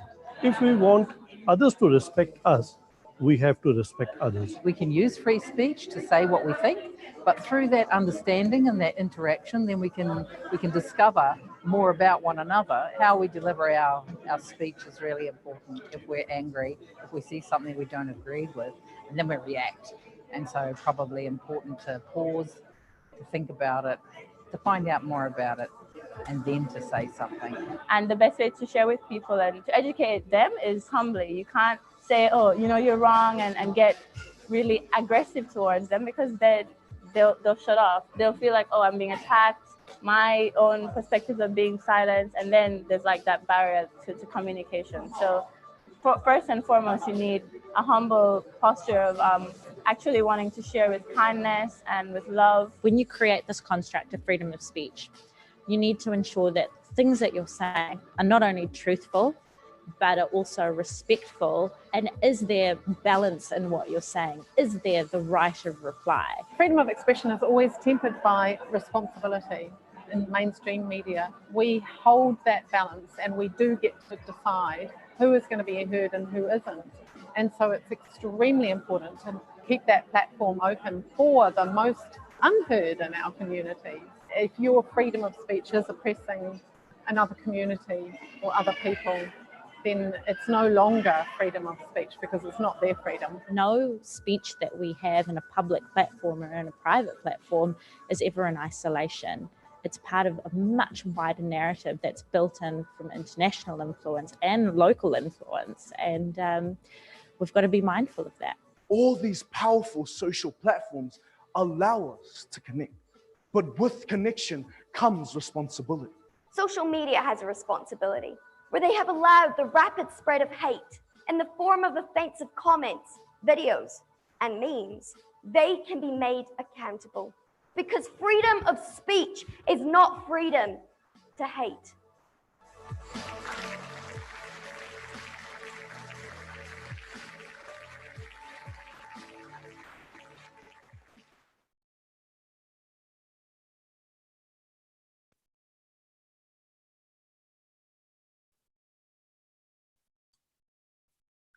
I hope you enjoyed those videos. If so, please feel free to like them or share them on social media so more people can hear that kōrero about unity and justice. Last year, we had over 120 high school students delivering their speeches, and around 150 people participated in the Race Unity Hui. That was just the highlight reel from a very rich kōrero. If you'd like to hear more from the 2019 Speech Awards, you can watch the finalist speeches here on YouTube, or read the 2019 Youth Statement on Race Relations, available on our website, raceunity.nz. If you'd like to take part in the 2020 Race Unity Hui, then keep an eye out on our website and Facebook page. We still have about 15 minutes until the judges are due back. So that will be roughly 10 past 9 maybe. So in the meantime, we're going to take a look at some more videos produced by the Human Rights Commission over the past few years for their campaign to give nothing to racism. The first clip gives us an overview of the campaign, which made lots of New Zealanders aware of the standard needed to give nothing to racism. Then we'll look at a video by Taika Waititi that he contributed to the campaign. Taika asks a critical question: what happens if we all stop giving something to racism? The next two videos give us some examples of racism in Aotearoa and what we can do about it. They feature the New Zealand Police and the previous Race Relations Commissioner, Dame Susan Devoy. Then we'll watch a video about what we can do if we witness a racist attack. It features Inspector Rakesh Naidu from the New Zealand Police, a long-time supporter of the Speech Awards.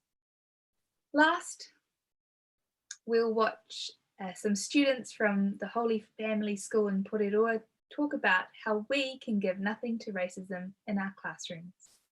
So many thanks to the Human Rights Commission for putting these clips together, and happy viewing, everyone. It's an ugly truth, but we can't imagine a world where racism doesn't exist. Because it's ugly, we avoid it. We deny it's our problem to solve as individuals, as brands, as a nation. We take comfort instead in being only a little racist, and so we let it live on. On June the 5th, the New Zealander of the Year asked us to acknowledge what we were doing. Remember, the only thing that can keep racism alive and help it grow is feeding it, nurturing it. And that's where you come in. Will you help it flourish? What will you give to racism? The ugly truth became something people wanted to own. They felt less comfortable laughing it off, feeding it, tolerating it, and allowing it to grow. And instead committed to give racism no laughs, no smiles, no positive reactions, no support. The first to show their commitment were influential Kiwis, then individuals, businesses, organisations, and cities. We gave people a standard to live up to and a way to respond to racism in the real world and online.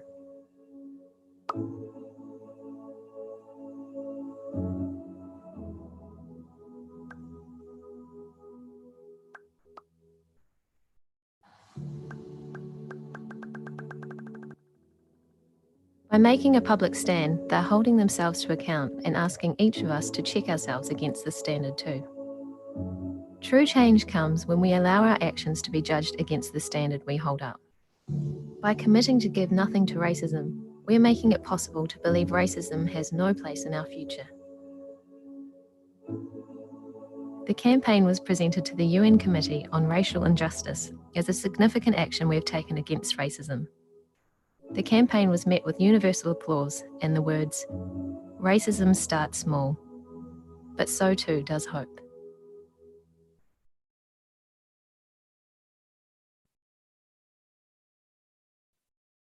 As New Zealander of the Year, I'm calling on every one of my fellow Kiwis to help support a very important cause. Racism needs your help to survive. You may not be in a position to give much to racism, but whatever you feel comfortable giving will make a huge difference. You don't have to be a full-on racist. Just being a tiny bit racist is enough.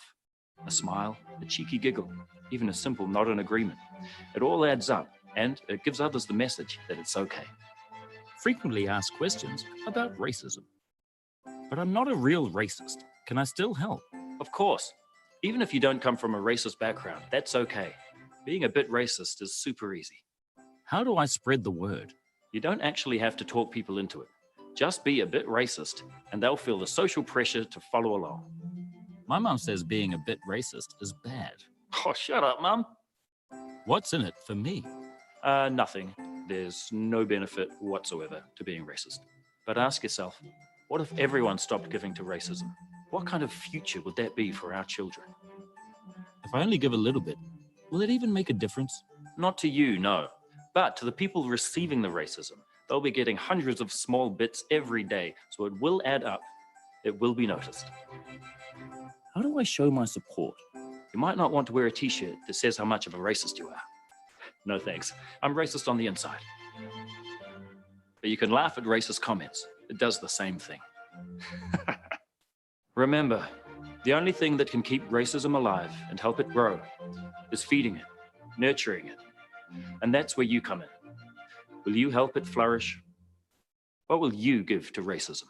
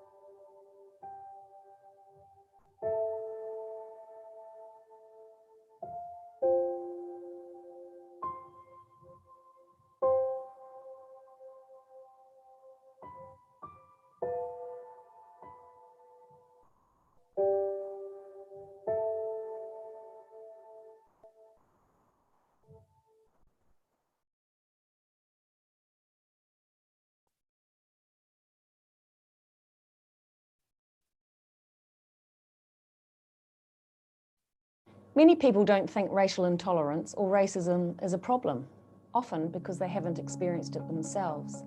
But we're seeing more and more often stories coming to the surface. One News can reveal more than half of medical students surveyed experienced racism, bullying and sexual harassment while on placements. And it's got so bad, some are leaving the profession altogether. Kai te whakahaere tētahi toa hokomaha countdown ki kirikiriroa, I tētahi tirohanga o kawa ki a ia anō whai muri te whakamai pātsu ki tētahi kōhine Māori, I whakapāetia hētia mo te whānako. He whakapāhotia, I runga I te tuku. Racial abuse directed towards some Polynesian players. It has the South Island's West Coast Rugby Union in a spin. We have 18% of migrants polled by Envy have experienced racial discrimination. A third of the formal complaints to the Human Rights Commission are about racial discrimination. However, the overwhelming majority of people never complain or go public when they are told to go back to where they came from. These are the types of casual racist encounters that don't feel very casual when it's you or your family are the ones that are being humiliated. A few years ago, a man on a bus began racially abusing some young men. A brave woman called Penny called him out and told him to stop it. Welcome to New Zealand.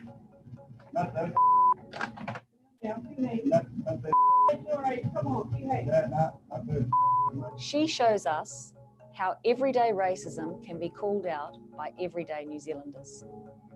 While overt racism is not as widespread as it is overseas, we need to have meaningful conversations about the realities of racism and what each and every one of us can and must do about it.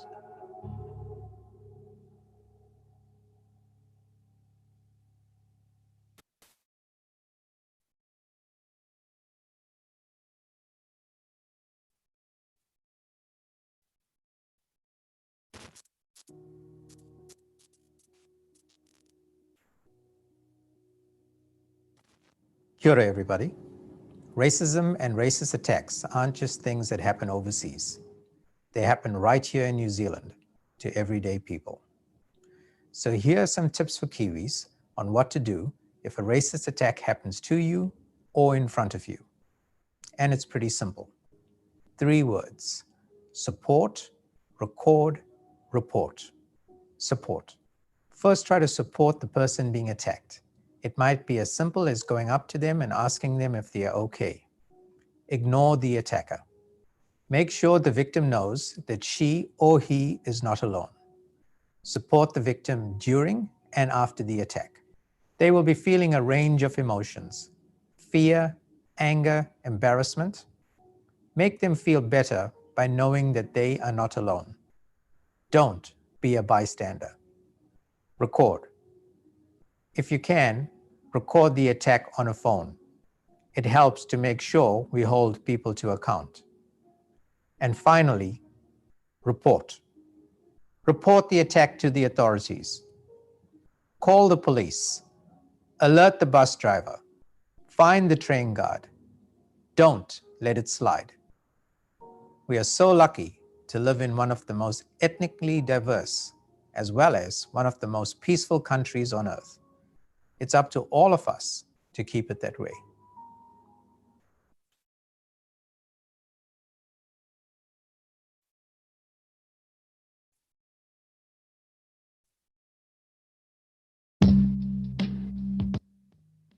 At Holy Family School, we give nothing to racism, and this is our challenge to all educators. Not all brown children are the same. Get to know us and get to know our culture. I am Māori. I am Tongan, Fijian, and Tokelau. I am Tokelau and Samoan.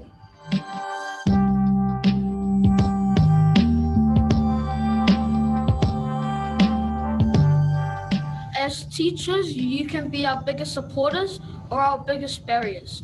Do you know how powerful you are in our lives? Challenge us. Believe that we can achieve.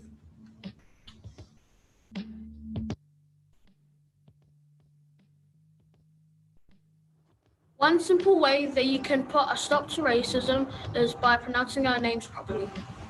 My name is Sarah. Sarah. My name is Itere. Itere. It's pretty easy. You can make a difference every day when you give nothing to racism.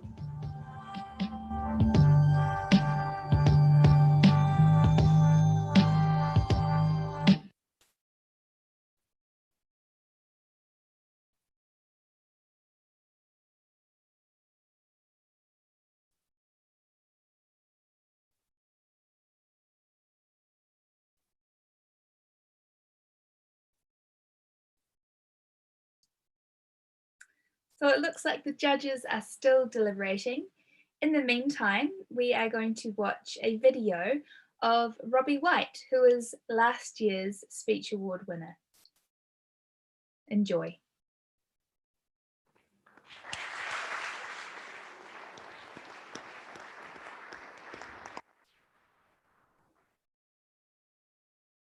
Tuia I runga, tuia I raro, tuia I waho, tuia I roto. Tuia te here tangata, ka rongo te pō, ka rongo te ao. Tuia te moka tangata I tākia mai. Up, down, out, and then in. The tui weaves the nest of he tangata, the nest of the people. Humans woven together, united regardless of where they come from, their individual beliefs or the color of their skin. Unfortunately, there is one thing that is keeping these sticks, these individuals, from working as one together. Defects which are keeping each of these vital components from joining and crafting into the strong nest that is a unified nation. A stray, protruding branch, an awkward bend, or a rotten, skeletal portion lacking in strength. This is racism. Disinclusion, unconscious bias against different ethnicities, and casual racism. The comments and jokes we all hear too frequently often on a day-to-day basis. Words that are so commonly used, which are now beginning to be accepted as the norm. Why do we give in to this racism which is holding us apart? How can we put an end to these weaknesses while also giving the people the chance to overcome their own prejudice? This is where the role of the tui comes into play. Tuis create nests. They unite and bring multiple individual pieces together, crafting them into a mesh. They create a structure which has the potential to be immensely stronger than that of each individual piece on its own. A safe home in which young can thrive. What is a tui? A leader, a call, a march, a movement, a stand, a physical structure.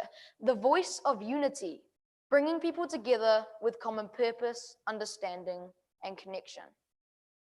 When I think of past New Zealand leaders as tuis, I think of Te Whiti o Rongomai, Tohu KooKoo, and Dame Whina Cooper. In 1975, Dame Whina Cooper began leading a land march the length of the North Island with the primary aim to highlight the large amounts of Māori land loss.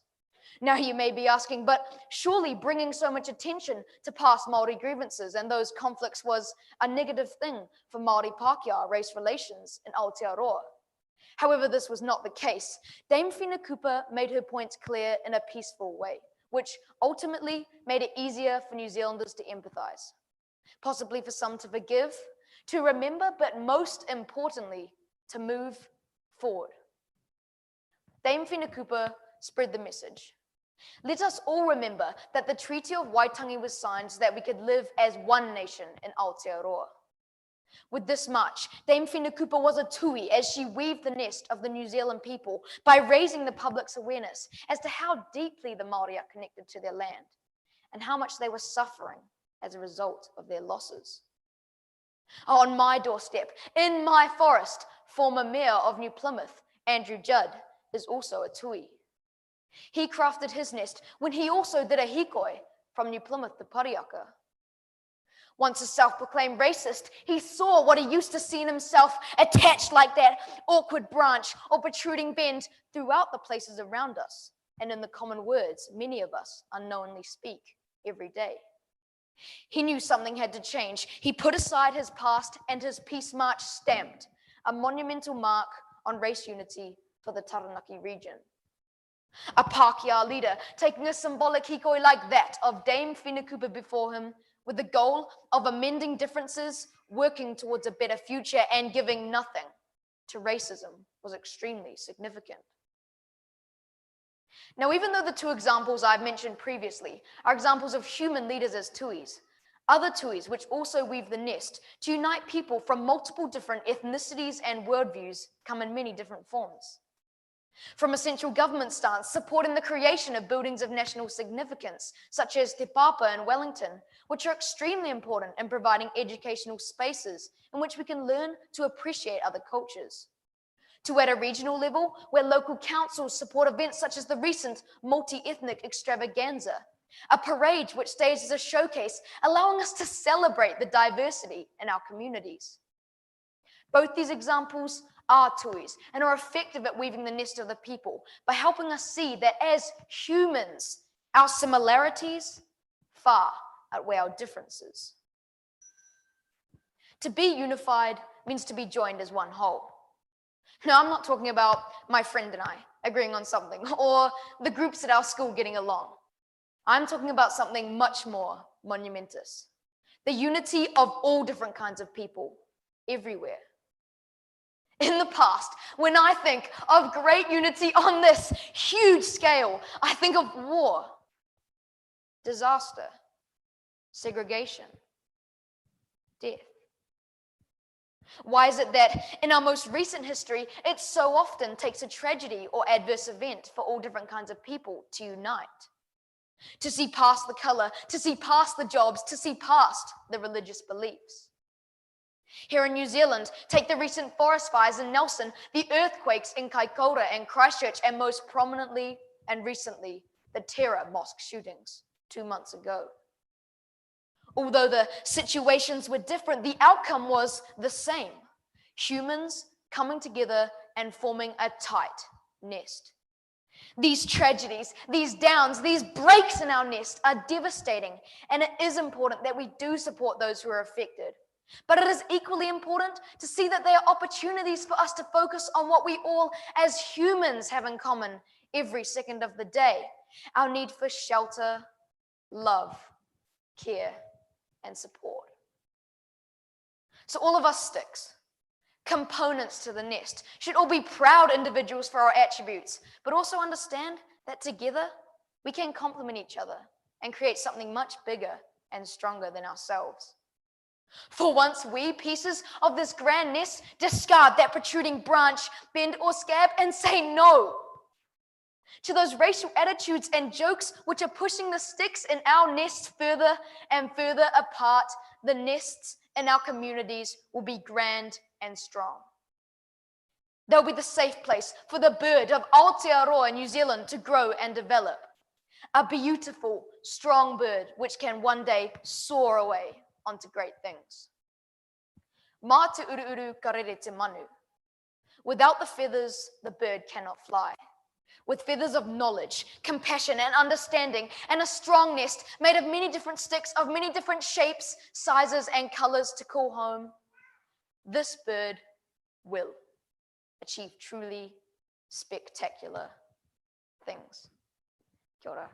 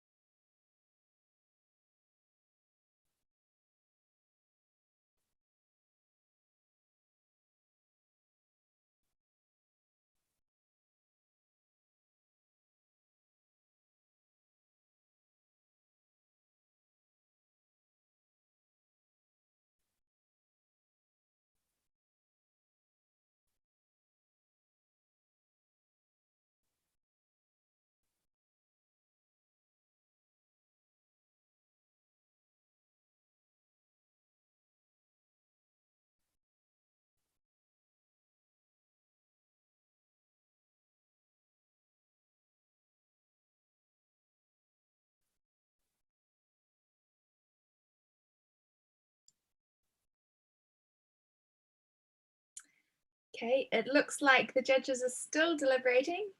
These amazing speakers have really made it hard for them, obviously. So we'll take a look at the runner-up from last year's Race Unity Speech Award, and that is Nina Galashvili.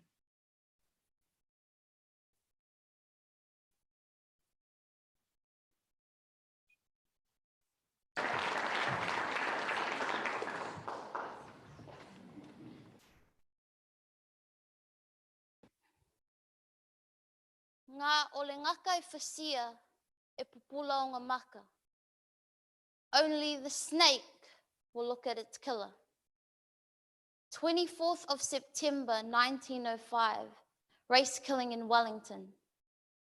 9th of November 1920, white New Zealand policy introduced. 7th of May 1999,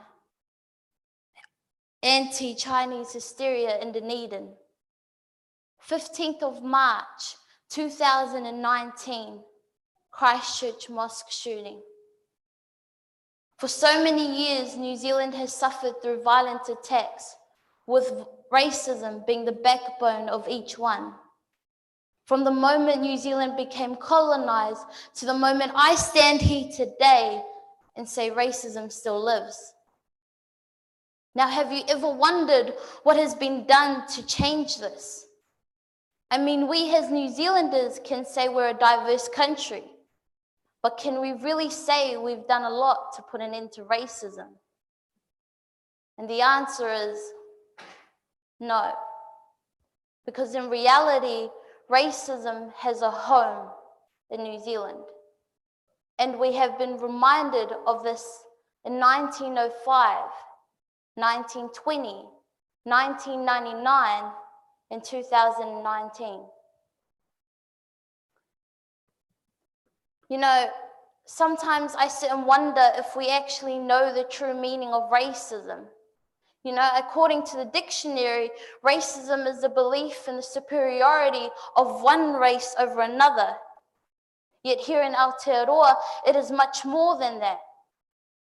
I mean, racism can mean that when I can't pronounce Māori words properly, or when I call these three fine young men here white. You see, I personally don't believe that that is racism, because I believe that the true meaning of racism lies in us. We as society give racism meaning.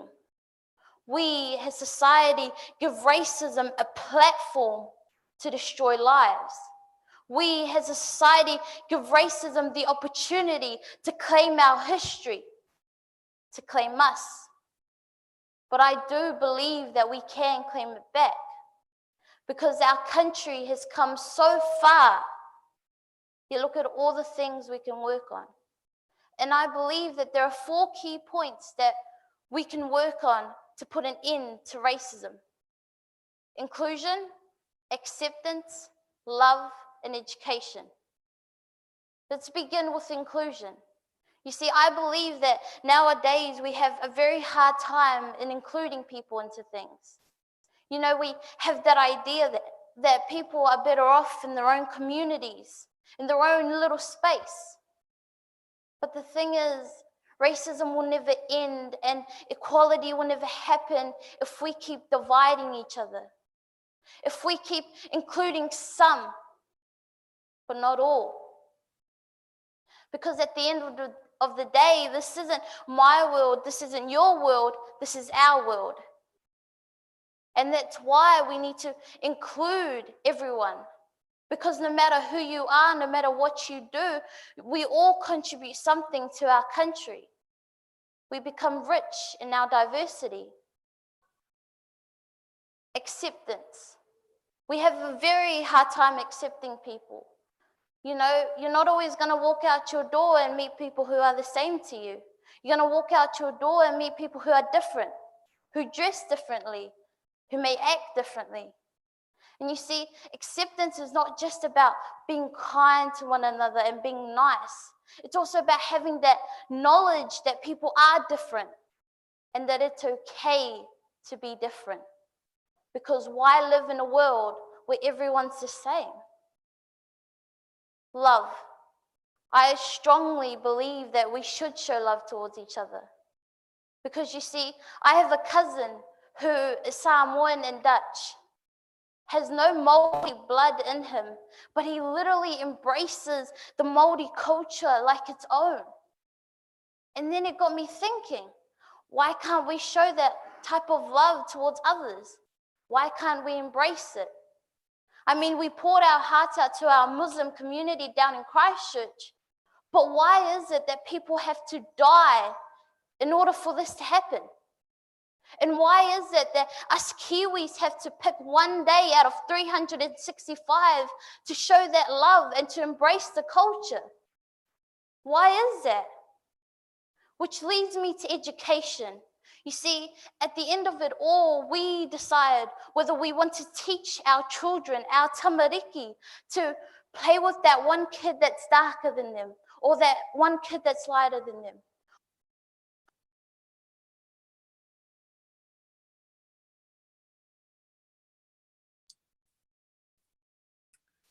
Well, it looks like our judges are ready.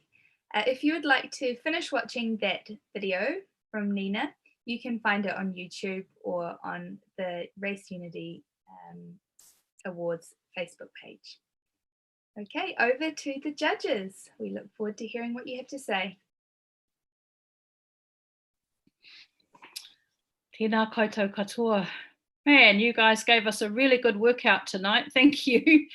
It's been such a privilege to hear all of your kōrero, and there are little nuggets and gems that I've scribbled down on my big notepad that I'll take away with me into my life and into my work in our community here in Tairāwhiti. Nā reira, nei rā te mihi kauana kia koutou katoa. A tāhura wātu ngā kupu, mi harora wātu ngā kōrero.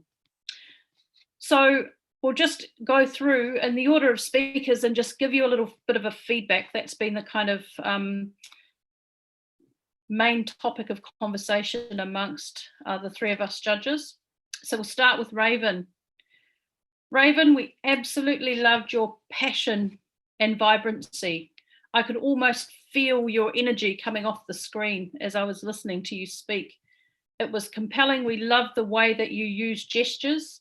Loved the sandwich too, by the way, at the end. That was really cool. And we want to encourage you as you build your repertoire to think about the range of metaphor that you might use to really drive home your messages and relate to the people who are listening to you. Peter, loved your opening. It was very, very powerful. I mean, it was like, you know, receiving one between the eyes that immediately caught all of our attention and had us listening up. Loved the question that you posed for all of us, reflecting on the fact that history always repeats. How do we break the cycle? I mean, I do think that that's a question for the ages and something that we'll all be ruminating on long after this evening. I did wonder, and we did wonder as you developed your speech and your ideas, we did wonder about how you think about how injustice might be addressed. And so really, really want to encourage you to think about that as something that you carry forward with you into your reflections on your speech and on this topic. Loved your idea of education, but actually really want to encourage you to look at injustice and think about it more deeply. Andre, love the monk story. Love the monk story. None of us forgot a single word of the monk story. Your passion and enthusiasms as well jumped off the screen. You've got this beautiful strategy, this use of repetition to actually keep people focused on the ideas that you were delivering. You delivered that to powerful effect. It was a well-crafted speech. And your use of hand gestures to emphasize the point that you were making, yeah, we noted that and really want to commend you on that. And your use of te reo Māori, just beautiful. Ngā mihi nui kia koe. Zoe, we absolutely loved your poetic narrative style. I don't think for the rest of my days I will forget the story that you shared with us from Mexico. That story from your people and bringing that experience to the way that you think about Aotearoa over the 5 years that you've been living here. Really, really powerful. You drew us in. And of course, this evening, the other judges and I spent a lot of time talking about or discussing this idea of a common project. One of the judges reckons rugby's our common project. I'd really love to hear your comments on that later, Zoe. But look, we love this idea of shared values. And equally powerful, this idea of yours around commemoration being the remembering and sharing of stories. We've seen that take a hold in Aotearoa very powerfully over the years, around Anzac Day in particular, and that story that you shared. Ngā mihi nui kia koe. Thank you so much for entrusting us with a taonga of your family in the format of this speech competition. Kia ora rā. Shay, one of the interesting comments the judges made about your presentation, so powerful. We reckon we could have had no sound at all and we still would have got exactly what you were talking about. Just this very, very powerful physical presence and, you know, your forthright style and sound logic, your confidence absolutely shone through. We loved your quip, you know, just your simple observation. There's no vaccine for racial discrimination. We think it's a really powerful idea. that will easily grab people's attention as we talk about this kaupapa going forward. And of course, you know, the 3 A's and the idea that we are the cure for racism, both really strong and compelling ideas delivered with such power. Ngā mihi kia koe, just absolutely stunning. Ethan, yours was a very well-crafted speech. I loved your opening karakia. It's one of my favourites. And thank you so much for delivering it so beautifully and so just so eloquently. You also had a wonderful grouping of phrases and things to say as part and parcel of your speech. I did wonder though if you were feeling a little bit nervous. You seemed tense in your delivery somewhat. And look, just understand that we were all sitting here, all ears, we're all on your side, we're all, you know, conveying our love and support for everything that you had to say. Thank you so much for your delivery. Love the structure of it, but really just want to encourage you to relax and take us with you. Because whenever you speak on this kaupapa, understand that everybody listening is with you. And Gretel, absolutely loved your hand up opening, put your hand up. A simple and powerful tool to bring your audience in and alongside you as you grappled with this topic. Again, loved your great use of personal anecdote, the story of your friend and her family. Drawn from your lived experience through that friendship. And I just want to encourage speakers to really think about how you bring your lived experience into this kōrero. It's so compelling. When you bring a narrative aspect to your speech, you demonstrate to the people listening that you understand what you're talking about. You're not just regurgitating facts. It's a very, very powerful way to make your point. Gretel, I love that you took us to America to ponder on the life of a Black man and immediately got us thinking about the life of a Māori man in Aotearoa as a result. Lovely nod to our former mayor, Meng Foon. Our entire region is so proud of the work that he's doing, and thank you so much for recognising that. In terms of your speech, Gretel, love the way that you outlined the issues, but we were really listening hard for the ideas that you had around how we might solve them together. So just want to encourage you to do a little bit more thinking around bringing a problem beautifully defined and putting equal time and effort into bringing a solution as well and taking us on that journey. That's where the excitement lies. So all up, I mean, you guys have been absolutely inspirational tonight. But without further ado, we'll get into the results. So starting with the Hawke's Bay Regional Champion, congratulations to you, Andre. You are the Hawke's Bay Regional Champion. Ngā mihi nui ki a koe. Ngā mihi nui ki a koutou. And our top two, who will be going forward to the Nationals. Congratulations to Andre and Shay. You will be our representatives moving forward to Nationals. Huge mihi to you both, and congratulations to everyone on your speeches this evening. Ngā mihi anō. Ngā mihi kia koutou katoa. Well done. Absolutely stunning.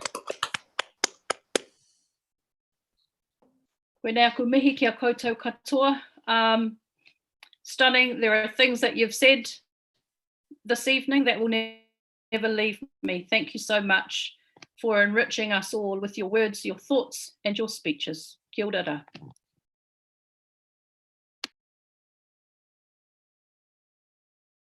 Thank you to the judges. You really had a difficult task and you did so well. I really enjoyed listening to your comments as well. So the two speakers from tonight will give their speeches and the national final on Sunday, the 17th of May, which is from 10 a.m. to 1:30 p.m. It will be streamed live on our YouTube channel, which is youtube.com/raceunity.